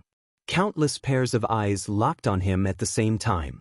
The eyes were incomparably cold, without any anger. It was like a group of dead people staring at him. Chapter 11:16. The simple and elegant boat floated lazily and leisurely on the surface of the hidden Dragon Sea. Li Huaqing tossed the fishing rod in his hand and casually picked up a tangerine and peeled it. He smiled and said, How was the meeting this morning? Hua Xingyang smiled and nodded in agreement. The cabinet meeting in the morning seemed to be held quietly, but in fact, it was secretly thrilling enough to suffocate everyone. All the people in Xianxia state who got the inside information, that is, all the governor-level officials, were paying attention to the result of this meeting. The contents of last night's plenary meeting had already been spread out through some obscure channels. The core members of the major groups all knew the news. Regarding Li Huaqing's proposal, the situation facing the new group, and the situation of Vice Prime Minister Wu Jingmin, these were all the focus. Hua Xingyang presided over the cabinet meeting today. In everyone's eyes, there was a sense of aggressiveness. Whether Wu Jingmin would advance or retreat could be seen from the results of this meeting. From a certain perspective, Wu Jingmin's results seemed to indicate the new group's future strategy. Would they compromise or remain in a stalemate? Contrary to everyone's expectations, this highly anticipated meeting went unexpectedly smoothly. After losing the Prime Minister, the cabinet meeting presided over by Second Minister Hua Xingyang almost became the only one that carried out his will. Wu Jingmin didn't say much from beginning to end. Even when he expressed his opinion, his attitude was that he supported the Second Minister's decision. Hua Xingyang was in a good mood for the first time since he had complete control over the cabinet. His expression was a little reserved. We've passed a few controversial proposals, and we've also nominated a few departments, including a minister. It shouldn't be a big problem for the Ministry of Personnel to investigate. That doesn't mean anything. Li Huaqing shook his head. Hua Xingyang was in charge of the cabinet after Qin Fangqing's death. This was the first time Hua Xingyang had called a cabinet meeting. No matter what the others thought, they wouldn't openly object. It was reasonable for the cabinet to pass several controversial proposals. As for the nominations from the other departments, they were just nominations. They needed to be discussed and finally decided during the meeting. I know. Hua Xingyang nodded. He thought about it and said, Deputy Premier Wu is getting on in years. This is not a good thing. Li Huaqing said meaningfully. Hua Xingyang squinted. Eyes, no words. He naturally knew what Li Huaqing meant. Regardless of his age, Wu Jingmin's style of doing things had always been stable. His criminal methods were also relatively gentle. Most importantly, Wu Jingmin had always followed the rules when it was time to. Even as an opponent, Hua Xingyang could not find any fault with him. Now that Wu Jingmin had retired and the new group was coming in aggressively, Li Tianlan would not let go of the position of director of Xianxia state in any case. With Wu Jingmin's resignation, Li Tianlan would take the opportunity to enter the parliament. At present, it seemed that Bai Qingqian could only replace Wu Jingmin. A woman? No one in Xianxia state dared to think so. Bai Qingqian, who came from the Ministry of Personnel of Xianxia state, had served as the mayor of Luojing of Zhongyuan province, the speaker, the governor of Qinzhou province, and now the speaker of Liaodong province.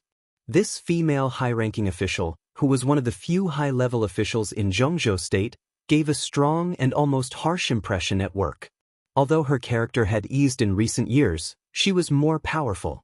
At the beginning, she was transferred to the place where the academics started for the purpose of cooperation, but such cooperation really made the high-level officials of the academics feel mixed feelings. If Bai Qingqian replaced Wu Jingmin as the second prime minister of Zhongzhou state, he and Hua Xingyang would become the most direct opponents. Compared with Wu Jingmin, it was really not a good thing to face Bai Qingqian directly. Bai Qingqian in the cabinet would bring more pressure to Hua Xingyang. Li Tianlan entering the parliament would also give Li Huaqing a full sense of oppression. The only thing that satisfied the academics was that after the election, they would occupy the position of number 1 and number 2, and they would also become extremely powerful. Hua Xingyang thought silently for a while, and then said with a smile, the matter of Liaodong should be settled, right? This was completely the proper meaning of the question, and also part of the balance. Bai Qingqian could step into the director's seat from Liaodong, and naturally, the academics could smoothly and normally ask for more power to speak in Liaodong. In the past 2 decades, Liaodong had experienced 4 speakers. The first one was Li Huaqing, who now occupied the position of president. The second one was Hua Zhirong, the second prime minister of Zhongzhou state. The third one would have entered the parliament if there was no accident, But he had to retire because of health reasons, which also interrupted the plan of the academics to perfect their own promotion structure.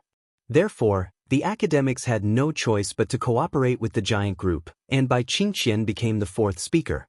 Now, Bai Qingqian stepped into the director's seat of Zhongzhou State and became the new speaker of Liaodong. Naturally, he was a capable person of the academics, and also a candidate whom the academics strongly recommended to enter the parliament. In this regard, whether it was the new group or the giant group, they had to agree whether they wanted to or not. It's almost settled. Li Huaqing nodded. Let's discuss it in a few days. After a short silence, Hua Jingyang asked, still haven't contacted Gu Xingyun? Li Huaqing frowned. He had been trying to get in touch with Gu Xingyun recently, but he couldn't find him. He shook his head and said helplessly, Kunlun City is a bit chaotic, but it's not appropriate to keep it chaotic. It's time to calm things down. I'll protect Gu Xingyun, and Li Tianlan will take the opportunity to enter the special warfare system. For the two of them, it's a lose-lose situation. The president's means are naturally brilliant. Hua Jingyang smiled very happily. It's just a helpless move. Li Huaqing said blandly, this matter can be discussed, but Li Tianlan's request is not simple. I can't let him press Gu Xingyun out of breath. If he wants the initiative, I can give it to him appropriately. But I want stability. He must also give it to me. The president is very considerate, but Dong Huang is still young and may not be able to understand your painstaking efforts. Hua Jingyang said with a seemingly unintentional smile. It doesn't matter. Li Huaqing shook his head. Dongqing Wudi will understand. The phone suddenly rang. It was a very familiar ringtone. But at this time, it was extremely harsh. Li Huaqing, who had reached out to hold the fishing rod, subconsciously stiffened, and then slowly took out the phone. Dongqing Wudi's name kept flashing on the phone screen. Li Huaqing narrowed his eyes and answered the phone. Wudi, it's me. President, I have an important discovery here. I'm on my way to the Hidden Dragon Sea now. I'll pick you up and we'll go to see a good show. Dongqing Wudi's voice was quiet, but it seemed to be suppressing a different kind of emotion. Li Huaqing's heart sank for no reason, and he said calmly, what good show?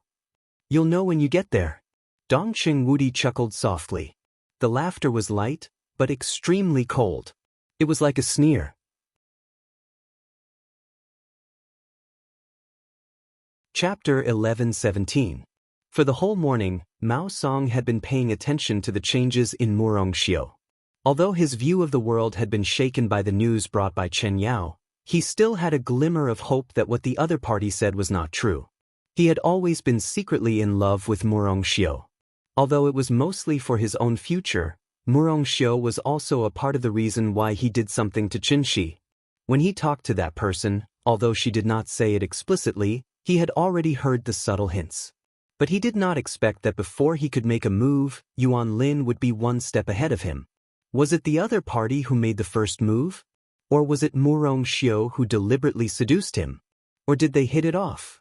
Holding the bowl, Mao Song ate the food without tasting it. He gritted his teeth and cursed in his heart, bitch. I heard from Qinshi that you like this dish. More. The table turned slightly. In the gentle and implicit voice, Murongxiu turned the table and moved a northern stir-fried dish to Mao Song. Mao Song, whose heart was in a mess, was slightly surprised. He subconsciously forced a smile and said, thank you, sister-in-law. We are family, you are welcome. Murongxiu smiled gently and looked at Mao Song thoughtfully. Xiao Mao, is there something on your mind? Mao Song looked at Murongxiu. The expression on the other party's dignified and exquisite face was very calm, but the corners of her eyes and the tips of her brows constantly revealed an unconcealable charm. Her face had an extremely intoxicating blush.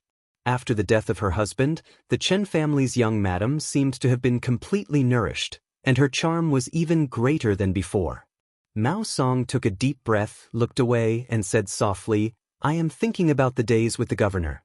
Murongxiu's eyes flashed with a touch of complexity and embarrassment. She sighed softly and did not speak again. Xiao Mao, I talked to President Guo on the phone before eating. He specifically asked me to tell you not to move around for a few days. Your matter is basically settled. Stay in Nanyun. The working environment in Nanyun is a bit complicated. You have to pay more attention. Yuan Lin, who was sitting next to Murong Xiu, suddenly said. Of the two, one was Qin Fangqing's secretary, and the other was Qin Shi's secretary. In private, their relationship was naturally very close. In addition, the people at the table were all core members of the Qin family, so he did not hide anything when he spoke. Yuan Lin nodded. Perhaps it was because of Murong Xiu, but he did not feel much surprise. He merely asked subconsciously, "Then I will stay in Yuzhou province." Yuan Lin said softly. The strange thing was that when he spoke, he didn't seem depressed at all. On the contrary, there was a hint of playfulness in his voice that others couldn't detect. This morning he talked to Guo Wenyan on the phone about this matter. It was not impossible to be the chairman of another province, but the development of the province was a little backward. Even if he could go there, the power of the prince group could not be said to be superior in the provincial council. On the contrary, he might even face an extremely powerful governor. Generally, being the speaker was not as comfortable as being the mayor of Yuzhou province. Guo Wenyan made it very clear that the new group would not fall because of this. This election was only a signal of the rise of the new group. 5 years later, as the structure of the new group was perfected, Li Tianlan would inevitably make greater moves. He hoped that Yuan Lin could stay in Yuzhou and make use of the connections Qin Fangqing had left over the years. He could stand firm in Yuzhou and strive to go further from the position of the mayor of Yuzhou in 5 years. At that time, the group would fully support him. At this point, Yuan Lin could only make it clear that he would obey the decision. He was also very satisfied with the current situation. If he went to be the chairman, there was not much hope for him to go further in 5 years, because that province had no advantage in various competitions. But in Yuzhou, it was possible to go further. To say the least, even if he could not enter the parliament 5 years later, at his age, 5 years of experience as the mayor of Yuzhou was enough for him to be the chairman of most developed provinces in Zhongzhou state. Staying in Yuzhou was equivalent to the prince group taking a step back. And the position of the chairman of the backward province was supposed to be left to the new group or the giant group. Yuzhou was very good. At the foot of the emperor, it was powerful and prosperous. More importantly, Yuan Lin took a meaningful look at Murong Xiu next to him. The young madam of the Qin family apparently noticed his gaze. She blushed and turned her eyes elsewhere. Yuan Lin could hardly hide the strange smile at the corner of his mouth. 10 years ago, Murong Xiu was also a famous beauty in Yuzhou. After marrying Qin Shi, she lived in seclusion, but she was still very attractive. Few people could not forget her. Every time Yuan Lin saw her, he was amazed. He really did not expect that a few days after Qin Shi's death, the young madam of the Qin family would take the initiative to seduce him, and she was extremely passionate in all aspects. On and off the bed, she was reserved and open. Murong Xiu was like a different person. Yuan Lin almost had sex every night these days. He felt that he was 10 years younger. At this time, he was a little reluctant to let go of Murong Xiu. Mao Song, who had been paying attention to their behavior, silently confirmed something. He silently picked up the wine glass in front of him and drank it up. Then he got up and said calmly, "I'm done. Please enjoy." Quietly, he glanced at Chen Yao, who was sitting on the other side of Murong Xiu. Everyone in the Chen family except Yuan Lin stood up, including Murong Xiu. And Mao Song's eyes also happened to sweep over. At that moment, Mao Song seemed to see a hand quickly retract from Murong Xiu's leg. Mao Song's eyes fell on Chen Yao and turned back again. Murong Xiu's face was slightly red, and her eyes were a little flustered. Without changing his expression, Yuan Lin picked up a napkin and casually wiped his fingers. "Bitch." Mao Song cursed again in his heart, turned around and left the dining room. 2 or 3 minutes later, Yuan Lin also stood up and returned to his courtyard. 5 minutes later, Chen Yao left. 10 minutes later, Murong Xiu also stood up and left the dining room slowly after saying everyone enjoy. After walking around the Chen family's courtyard, Murong Xiu quietly came to Yuan Lin's room. Before Murong Xiu could knock on the door, it suddenly opened. A pair of arms stretched out from the inside and carried Murong Xiu inside. The sound of clothes tearing was heard. Murong Xiu's voice became sweet and charming. "What's the hurry? When we were eating just now, you didn't know how tempting you were." At the same time, Mao Song carried Xianxia again and threw her on the bed. At the same time, Mao Song carried Xianxia again and threw her on the bed. Mao Song's eyes were red, and he was about to make a move. Boo! A loud noise suddenly rang out without any warning. At the same time, there were two women's screams that almost spread throughout the Qin family's courtyard. Chapter 11:18. In less than half a second apart, two ear-piercing screams rang out almost at the same time from the front and back of the Qin family's courtyard. The cold and cheerless Qin family's courtyard suddenly became gloomy and strange because of the screams. Almost everyone was in a panic. No words could describe the emotions contained in the screams, which were almost completely integrated into one. The two screams were almost the same decibel, and the emotions were also almost the same. Fear, confusion, astonishment, shame, anger, humiliation, fear, and disbelief. All that was left was utter despair. Yuan Lin lived behind the Qin family's courtyard. Mao Song lived in front of the Qin family's courtyard. When the strong sword intent burst out without warning, the courtyard where the two of them were in was completely torn apart by the sword light in a second. The sudden burst of sword light could be said to be controlled perfectly. It directly smashed the two courtyards in the most thorough way, but outside the two courtyards, there was no damage at all. The exquisite small courtyard, which could be said to be a historical site, collapsed into a mess. Bricks, tiles, glass, and broken flowers and plants were everywhere. In the ruined scene, in the front and back, two groups of naked men and women appeared in front of everyone. The instinctive female screams stopped abruptly before they reached the highest decibel. Both Murong Xiu and Xianxia realized something. They covered their mouths tightly, widened their beautiful eyes, and looked at the man on top of them in horror. Yuan Lin had long been stunned. All the warmth and moisture left him in an instant. He just instinctively turned his head and blinked blankly. In his sight was a crowd. Behind the crowd, there were more and more people. It was dark in front of him. All the figures seemed to be constantly overlapping. The world around him was spinning.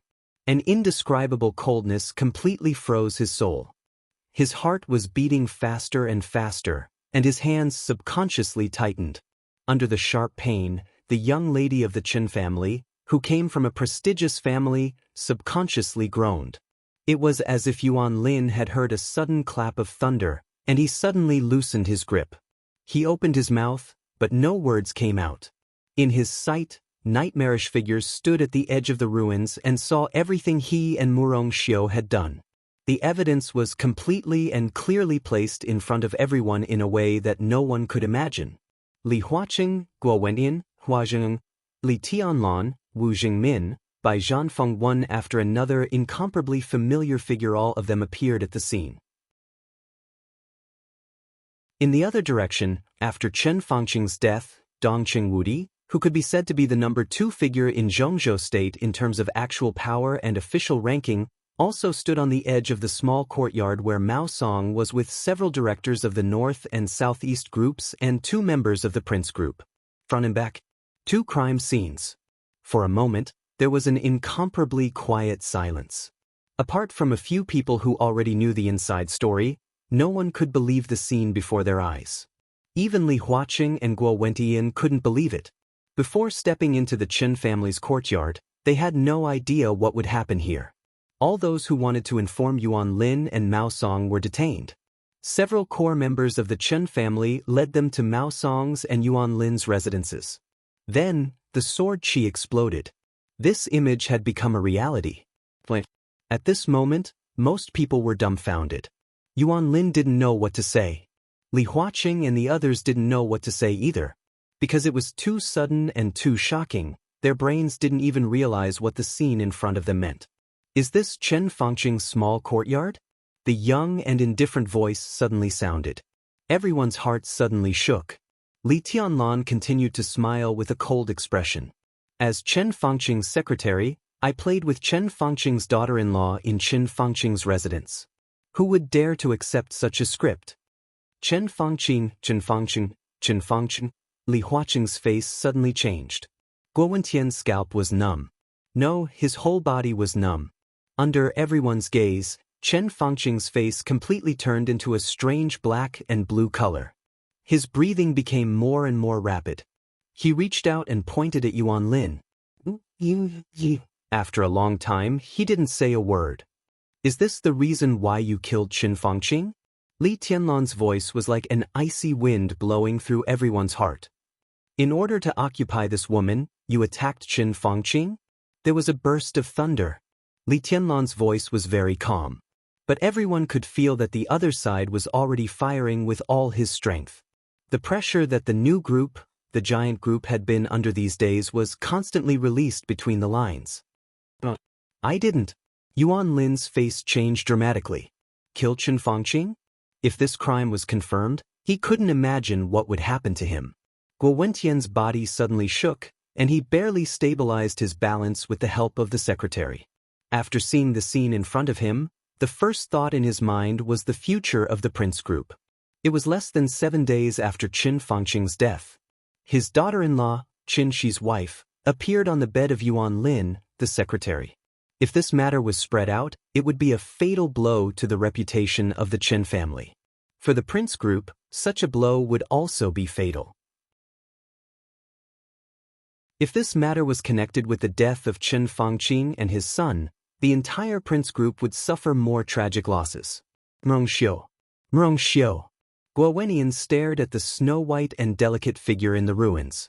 There was no desire in his eyes, only a kind of killing intent that wanted to strangle her alive. There were more and more people behind Li Huaqing. Almost all the people of the Qin family who were still in the courtyard had heard the news of the arrival of Li Huaqing and others. But when they rushed over in ecstasy and saw the scene in front of them, they also stayed where they were. In the hurried footsteps, Ma Si, Li Huaqing's personal secretary, ran over at the back of the crowd. Obviously, he was a little out of breath because he didn't exercise much on weekdays. His eyes were extremely dignified, but when he saw Yuan Lin and Murongxiu in the ruins, he was stunned for a moment, and all the seriousness in his eyes suddenly turned into a bitter smile. Squeezing through the crowd, Ma Si trotted to Li Huaqing, lowered his voice and whispered, "President, Minister Dongqing has caught Qin Shi's secretary, Mao Song, and Qin Yao, well, the granddaughter of the Prime Minister. The situation over there is almost the same as here." His voice was very low. But Guo Wentian, who was very close to Li Huaqing, still heard Ma Si's report. His body swayed again. He didn't know how to deal with Yuan Lin, but Mao Song actually made the same mistake over there? What kind of secretary did the father and son of the Qin family choose? What kind of judgment did these two people have? If even the secretary they chose was so bad, then what would the people they had promoted over the years be like? Guo Wentian gritted his teeth, stared at Yuan Lin fiercely, and gnashed his teeth and said, "You are really good secretaries." Under everyone's watchful eyes, Murongxiu suddenly screamed and pushed Yuan Lin away from her. Her body completely curled up, and with a face full of shame, she screamed with tears on her face, "It's him!" He pointed at Yuan Lin and said, "He forced me."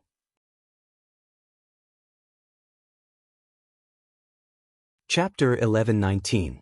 The reception hall of the Chen family was shrouded in smoke and dead silence.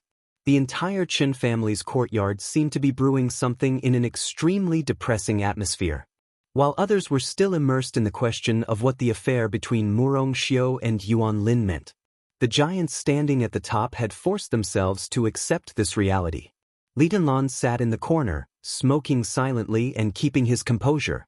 Li Huaqing, Guo Wentian, Zhou Mulin, Zhou Yunhai, and Ji Wenzhang sat in different positions in the living room.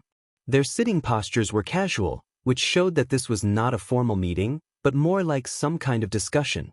And the candidates who entered the hall were also very interesting. 5 people, plus Li Tianlan.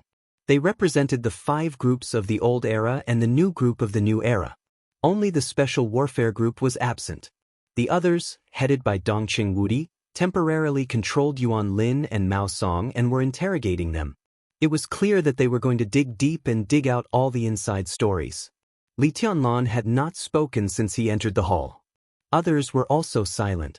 Eyes were constantly cast from different corners on Li Tianlan and then quickly moved away. Everyone, including Li Huaqing, was watching Li Tianlan with great caution. Yuan Lin and Murong Xiu, Mao Song and Xianxia. These two shameless couples brought a huge accident to the entire Zhongzhou state parliament. This time, it could be big or small. The only thing that was certain was that no matter how big or small it was, the Chen family was finished from now on. Li Tianlan and Dongqing Wudi's actions were too decisive, fast, and ruthless. They not only informed Li Huaqing, but also several directors who were still in Zhongzhou state and several members of parliament who were still in Yuzhou were all invited to watch the two charming and tempting dramas together. As the young madam of the Chen family, Murong Xiu got on Yuan Lin's bed. This was like the Chen family stabbing themselves in the heart with a sharp knife. If the matter was not exposed, it might be a clever move for Murong Xiu to protect herself. But when the real scene appeared in front of everyone, Murong Xiu was equivalent to committing suicide with the whole Chen family. No matter how big or small it was, the reputation of the Chen family would be ruined, and the prince group would no longer provide any protection to the Chen family. The power of the new group and Emperor Dong's palace would soon pour into Yuzhou, and the whole Chen family would be completely wiped out like a bubble. No one could save them, and no one would be willing to save them. Chen Fangqing, Chen Shi, and the Chen family would all become the laughingstock of the upper circle of Zhongzhou state, and even be recorded in some hidden history books. This was the most basic result. And what would happen after this result? At this moment, even Li Huaqing wanted to find some clues from Li Tianlan's expression. The necessary foreshadowing had already appeared long ago. In that mess, Li Tianlan had already made a clear inference with the help of the affair between Murong Xiu and Yuan Lin. Yuan Lin, who was Chen Fangqing's secretary, wanted to forcibly take his daughter-in-law and use some kind of method to kill Chen Fangqing. This deduction was crazy enough, and it couldn't be said to be correct. However, no one could clearly say that this deduction was wrong.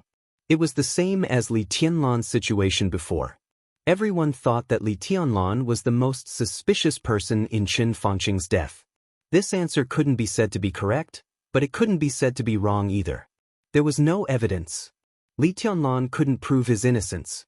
The parliament also couldn't confirm Li Tianlan's guilt. In this case, a unilateral denial was almost meaningless. Li Tianlan was the same. Yuan Lin was the same. From this point of view, with the help of the affair between Yuan Lin and Murong Xiu, Li Tianlan could extend his inference, and he almost had the best chance to turn the tables in a desperate situation. Li Tianlan's target was not Yuan Lin. Not to mention that he was just a secretary now. Even if Yuan Lin really became the mayor of Yuzhou, Yuan Lin would have to look up to Li Tianlan. Li Tianlan's target revolved around the cause of Chen Fangqing's death. Yuan Lin's matter couldn't prove that Li Tianlan had nothing to do with Chen Fangqing's death, but the suspicion on him was mostly attracted by Yuan Lin. If Li Tianlan took this opportunity to turn the tables and wash away the suspicion on him, Chen Fangqing's death had nothing to do with the new group. What did that mean? All the giants present were a little annoyed. It meant that some of the balance that was about to be reached would be completely out of control, and it also meant that some of the new situations they had seen would also be fragmented. The suppression of the new group would become a target. If they wanted to appease Li Tianlan, they had to make further compensation to him. How great would the impact be? First of all, Wu Jingmin, who was about to retire, would directly take the position of the second prime minister of Zhongzhou state and become the next director. Bai Qingqian would naturally enter the parliament, and there would be no other variables. Personnel issues in the various departments of the cabinet became sensitive again. The competition between Hua Zhengyang and Wen Siyuan would become white-hot again. As an important fulcrum for the academics to improve their internal structure, the status of Liaodong in Zhongzhou state would become uncertain again. The situation of the prince group was even worse. Their own people killed Chen Fangqing, which would inevitably lead to a big reshuffle within the prince group. In this case, it was difficult for them to push out a director who could cooperate with Guo Wenyan to stabilize the situation in the next session. Of course, there were such candidates, but it was difficult for the Prince Group to find a candidate who could be recognized by everyone in the internal reorganization. In the case that they couldn't pass their own internal affairs, the support of the academics was undoubtedly a drop in the bucket. The cooperation between the two sides might come to an abrupt end. Without the support of the Prince Group, the situation of the academics would become difficult again. The integration of the North Group and the new group would continue. Emperor Dong's palace rose rapidly. The giant group completely completed the internal change and integration. This result was also a new balance. But this was the balance that most people didn't want to see at the moment. And this was the most conservative estimate. This was also the situation after Li Tianlan turned the tables. Who didn't know Li Tianlan's temper? Just turning the tables couldn't satisfy Li Tianlan's appetite. Under such great pressure, he must fight back. The academics, the Prince Group, the Southeast Group, and the Special Warfare Group all had to make appropriate compensation to appease Li Tianlan's anger. What was Li Tianlan going to do? What was he thinking now? Countless eyes met and fell on Li Tianlan. In their sight, the young and silent figure smoked quietly, but the pressure he brought was unparalleled. Ahem! The long silence was interrupted by Li Huaqing's cough. Li Huaqing's voice was still calm and gentle. He said lightly, "What do you think? Say it." "There's obviously something wrong with Yuan Lin and Mao Song. I think we need to check it out." To everyone's surprise, Zhou Yunhai, the tycoon of the North Group, was the first to speak. Simple, straightforward, clear, and without any ambiguity, he expressed his attitude. After Chen Fangqing's death, Zhou Yunhai's attitude had been very subtle.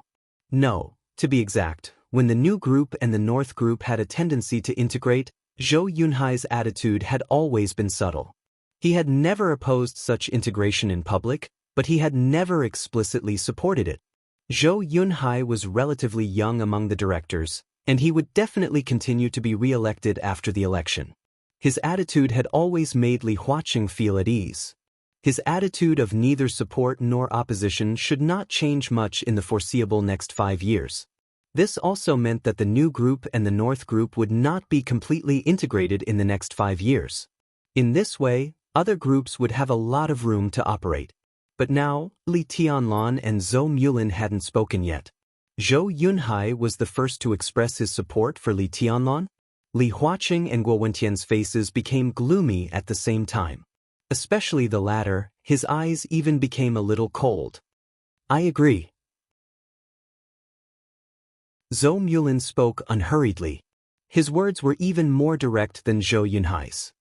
The issue of style is related to one's personal morality, but when combined with Yuan Lin and Murong Xiu's identities, it's shocking. Why did the Prime Minister suddenly die? Does it have anything to do with Yuan Lin? How much does it matter? Investigate, we must investigate. This is a very serious matter. Yuan Lin is not stupid. Guo Wenyan, who could not bear it, said with a gloomy face, "Even if we don't consider other factors, Yuan Lin has no reason to kill the Prime Minister from the perspective of his personal future. If he really killed the Prime Minister, what good would it do him? Aren't the benefits obvious?" Li Tianlan said lightly, "As soon as Chen Fangqing died, he would be a border governor. I heard that you had a small discussion about making him the mayor of Yuzhou, the spokesperson of the capital of Zhongzhou State. Isn't this position prominent enough? But what President Guo said also makes sense. It's really impossible for him to kill Chen Fangqing under normal circumstances.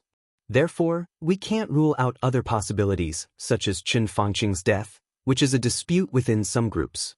Yuan Lin would not be unaware of the impact of Chen Fangqing's death on him.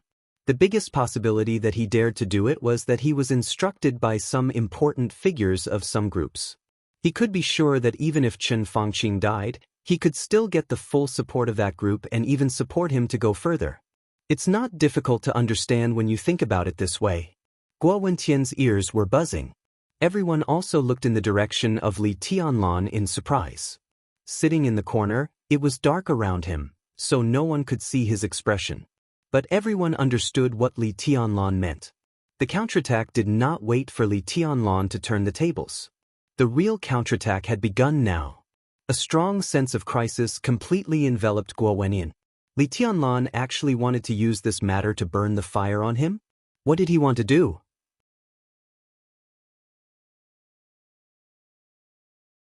Chapter 11:20. Guo Wenyan sat up straight and stared straight in Li Tianlan's direction. He said in a deep voice, "It doesn't make any sense to say this now. Everything is just our speculation. In fact, I believe that a considerable portion of these speculations are unrealistic." "So?" Li Tianlan asked in reply. His casual voice carried an indescribable sharpness in the dark corner. "So," Guo Wenyan turned his head and looked at Li Huaqing, who had not spoken a word, and said seriously, "Mr. President, the most important thing is to stabilize the situation. In this case, I think stability trumps everything. Xianxia state is in troubled times now. We should still believe in our own wisdom. Don't always come up with some conspiracy theories, that's not good. It's very simple. I don't think we need to make it complicated. It's meaningless. If one had to think in the direction of conspiracy theory, this was no longer a scandal of one person, but a scandal of the whole Xianxia state. Going too far is as bad as falling short. I don't think it's necessary to go overboard." Li Tianlan fell silent. Guo Wentian's nerves grew increasingly tense. He knew that the other party would never agree to his method of handling the situation, but he had no choice but to continue speaking and fight for more support, especially from Li Huaqing. Yuan Lin and Murong Xiu are indeed a bit outrageous, and there's also Mao Song. It's all because of the messy things they've done that have corrupted society. I propose that Mao Song be dismissed from office and Yuan Lin be given a major demerit as punishment and transferred to the National Assembly. What we need to do the most in this matter is to quell his influence." Li Huaqing's brows twitched slightly. Guo Wentian's solution was indeed the best one in his mind. If this proposal could be passed, the pressure on Li Tianlan's side would be reduced by more than half, and there would be new variables in the situation. But in the face of today's accident, this could be regarded as the best outcome. But how could Li Tianlan agree to such a way of dealing with it looked good? If Mao Song were to be removed from his position, he would at most be given the position of a deputy governor. Yuan Lin was given a major demerit and transferred to the National Assembly. Guo Wenyan obviously still valued Yuan Lin very much. He planned to transfer Yuan Lin to his side and arrange an idle position for now. He would use him again when the limelight was over. But in this way, what did Li Tianlan get for the so-called evidence he had deliberately found? Just to relieve his stress? If this young man does. If he was easy to talk to, he wouldn't be Li Tianlan. "I disagree." Zhou Mulin's indifferent voice suddenly rang out, calm and unyielding. "This is not a matter of appeasing the influence. The nature of this matter was obviously very complicated, and it involved many aspects. It was not a matter of a few people's private affairs. Should we investigate the death of the Prime Minister? Should we investigate Xianxi's cause of death? Yuan Lin is such an obvious thing, how can we ignore it? Turning a big problem into a small one, turning a small one into nothing, what was this? There were clues, but they didn't investigate them. Instead, they went in a messy direction all day. Was this really investigating the cause of the Prime Minister's death? Or is someone using the Prime Minister's death to stir up trouble? If Yuan Lin's matter is reduced to a small matter, it's irresponsible to the cause of Xianxia state. It's like covering the lid and deceiving ourselves. If we have to suppress this kind of thing, then what is there to persist in the parliament of Xianxia state? Absolute silence. Everyone in the hall raised their heads and looked at Zhou Mulin in shock. Tough, serious, direct, and stern in expression. In recent years, Zhou Mulin spoke less and less in various meetings of the parliament. With his silence, the power of the giant group was slowly concentrated on Dongqing Wudi. Everyone thought that Zhou Mulin had retired in advance, but no one expected that on such an occasion today, the old man, who had been low-key for a long time, would suddenly say such harsh words in a stern voice. This was tantamount to directly rebuking Guo Wenyan for being irresponsible, unprincipled, self-deceiving and stirring up trouble. Such an attitude was almost tantamount to completely denying the value of the prince group headed by Guo Wenian to Zhongzhou state.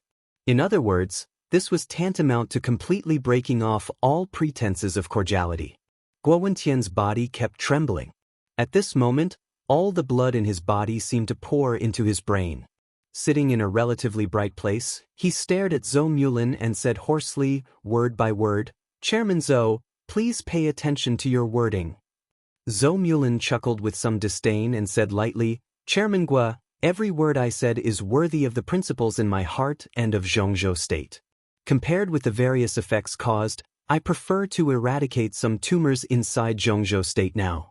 Serious diseases require strong medicine. Some things can be compromised and handled in a low-key manner, but some things have to be done. If we can even vaguely explain the cause of the death of a country's prime minister, then the whole Zhongzhou state is in danger." He was determined to retire next year. Therefore, his words were powerful and loud, without any scruples at all. "I support Chairman Zhou." Zhou Yunhai said in a low voice, "Why don't we investigate such obvious clues? If we can turn a blind eye to this, then what is the purpose of our previous investigation? Is it really to stir up trouble with the cause of the Prime Minister's death and finally cause chaos in the world? What happened to Yuan Lin seems to be a personal loss, but in fact it is not so simple. We must investigate to the end." Deceiving ourselves and others, turning a blind eye to everything, thinking of turning big things into small things and small things into nothing. Then, no matter how prosperous our country is, it will be a false prosperity. If we sleep in this false prosperity and don't care about anything, in the long run, our country will no longer be a country. Guo Wenian already did not know how to react. Li Huaqing's body suddenly shook for a moment. Zhou Yunhai's voice was low and slow, but every word was like a knife. The sharp edge between the lines stabbed Guo Wenian to pieces, but the actual meaning was completely aimed at him, the president. There was no doubt that the North Group was expressing its dissatisfaction. The other party might understand his intention of stability, but the so-called stability could not be a bottomless concession and compromise. Otherwise, the so-called stability and prosperity obtained by this means would be false. The country would not be a country. This sentence was even more serious than Zhou Mulin's harsh words and stern countenance. This was no longer a matter of taking sides. This was the fundamental principle that Zhou Yunhai and Zhou Mulin really attached importance to. They could completely understand what Li Huaqing did after Chen Fangqing's death. But there was no doubt that if today's matter was suppressed, Li Huaqing's principles would undoubtedly be greatly questioned. I suggest that a special task force be set up immediately to thoroughly investigate this matter. The police department will follow the development of the case throughout the process. I support Minister Zhou's proposal.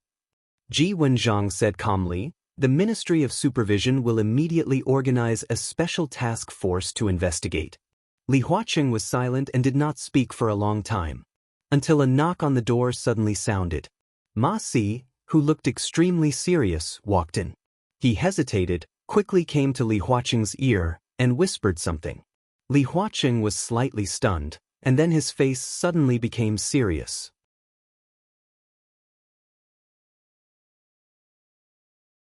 Chapter 1121. Although it was a centralized interrogation, the weight of Yuan Lin and Mao Song was obviously different. Dongqing Wudi, Wan Qingyun, Hua Xingyang, several counselors almost poured all their firepower on Yuan Lin. The interrogation was not serious in both the occasion and the form. It was arranged in a very comfortable living room, but as time went by, the atmosphere in the living room became more and more depressing and desperate. "I didn't force her." The despair in Yuan Lin's eyes grew stronger. It was not that he couldn't bear the pressure, but that he knew very well what it meant. It seemed to be an affair between him and Murong Xiu. But once it was connected with the death of Chen Fangqing and Qin Shi, no one could bear the pressure. A few hours ago, he was still on top of Murong Xiu's body, fantasizing about holding the beautiful lord in Yuzhou.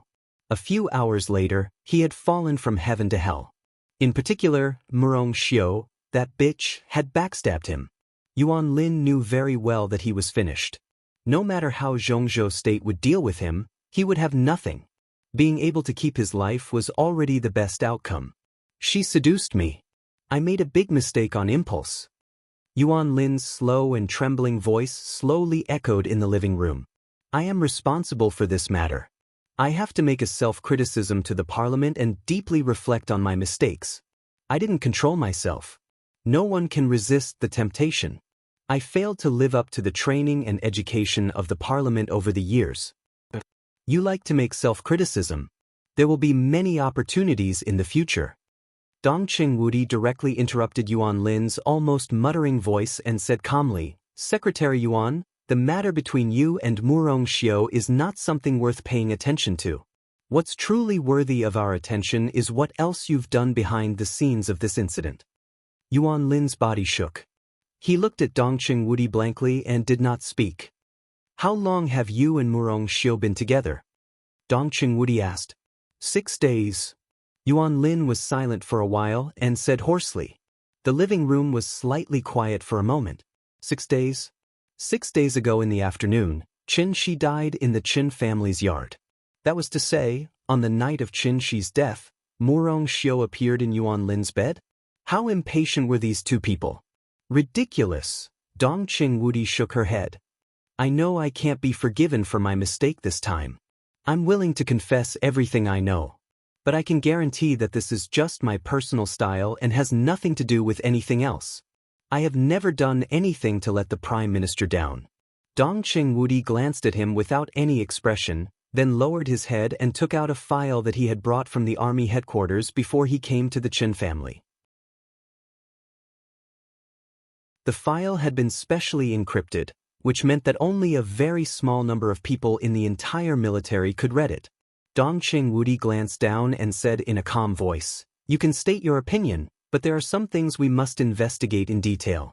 First of all, Secretary Yuan, tell me, where were you 26 days ago, between the early morning of December 3rd and 2 o'clock in the afternoon of the 4th? Between the morning of December 3rd and 2 o'clock in the afternoon of December 4th. Yuan Lin was a little dazed and confused. He subconsciously whispered, I don't remember. I can remind you. Dongqing Wudi said expressionlessly, that day, you bought a plane ticket to Sinan City, using an alias. Yuan Lin's face suddenly changed. His face suddenly became extremely pale, and his eyes looked more desperate. On December 3rd, he took a plane from Yuzhou to Sinan City, and flew to Nanyun Province with another identity in Sinan City. Then he took a train from Nanyun Province to Tianan. He went to Guanan, Xinyuan City. In the Sky City Club in Xinyuan City, he met Jiang Shangyu and Li Guangtu, talked about cooperation, and finally returned to Yuzhou on December 4th. How did Dongqing Wudi know these things?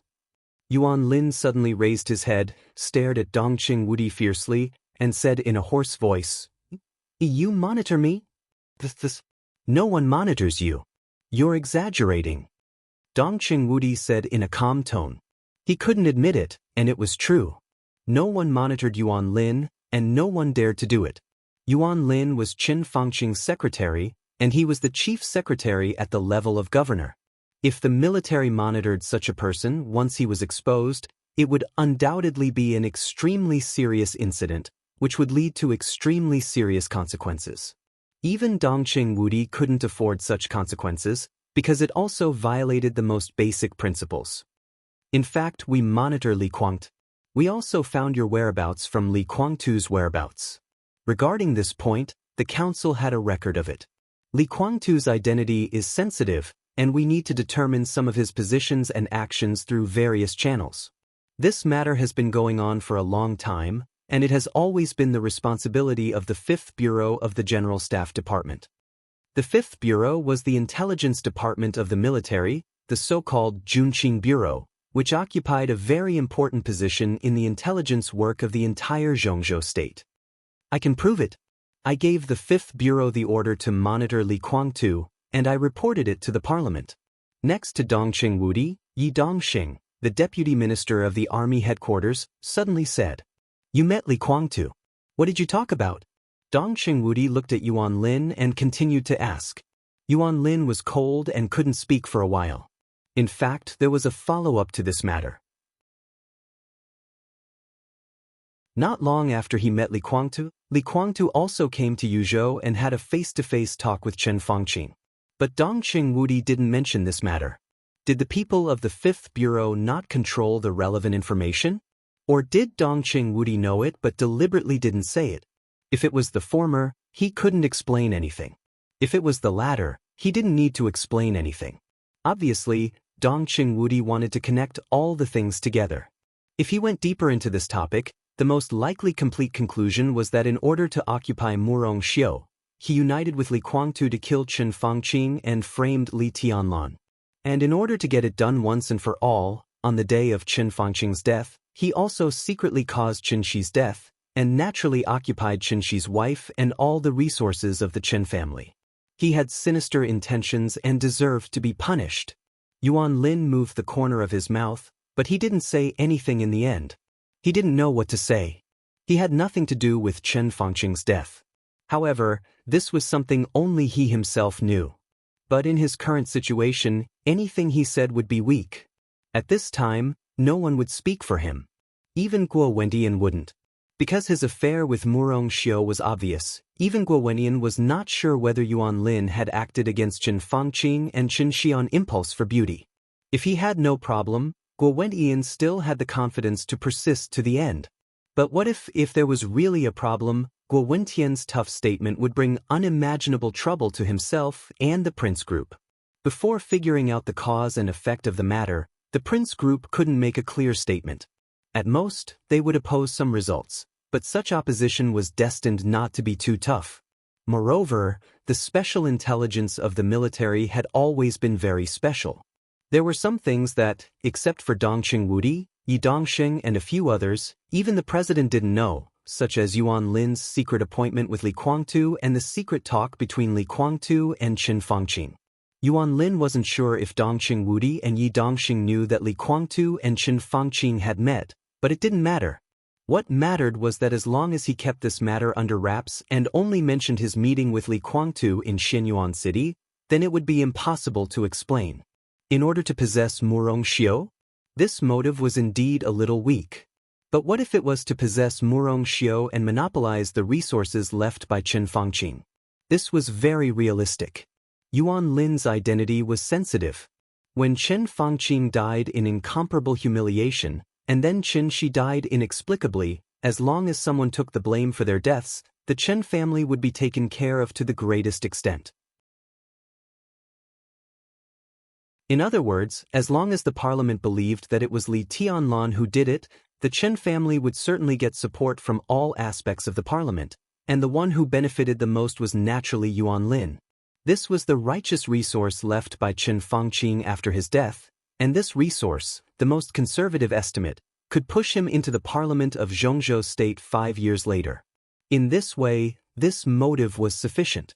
And his secret appointment with Li Guangtu could naturally be inferred that he wanted to use Li Guangtu as a knife. Chen Fangqing and Chen Shi died strangely. Everyone thought that Li Tianlan killed them in some way of martial arts.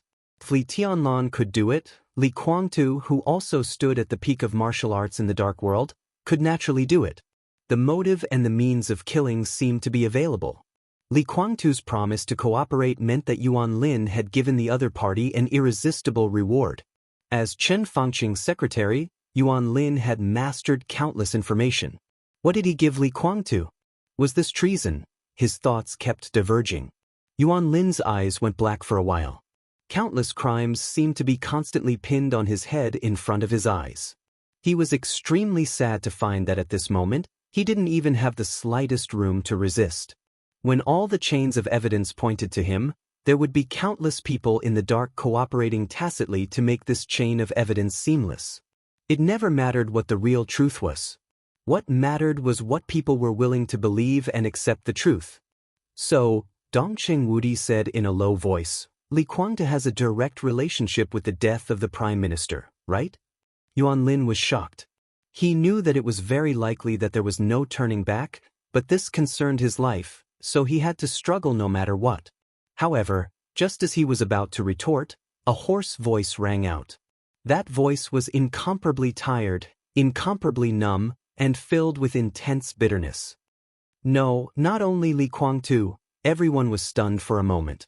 Even the few directors subconsciously turned their gazes away from Yuan Lin and shifted their gazes to On Mao Song. You're tuning in to the Wandering Hero YouTube channel.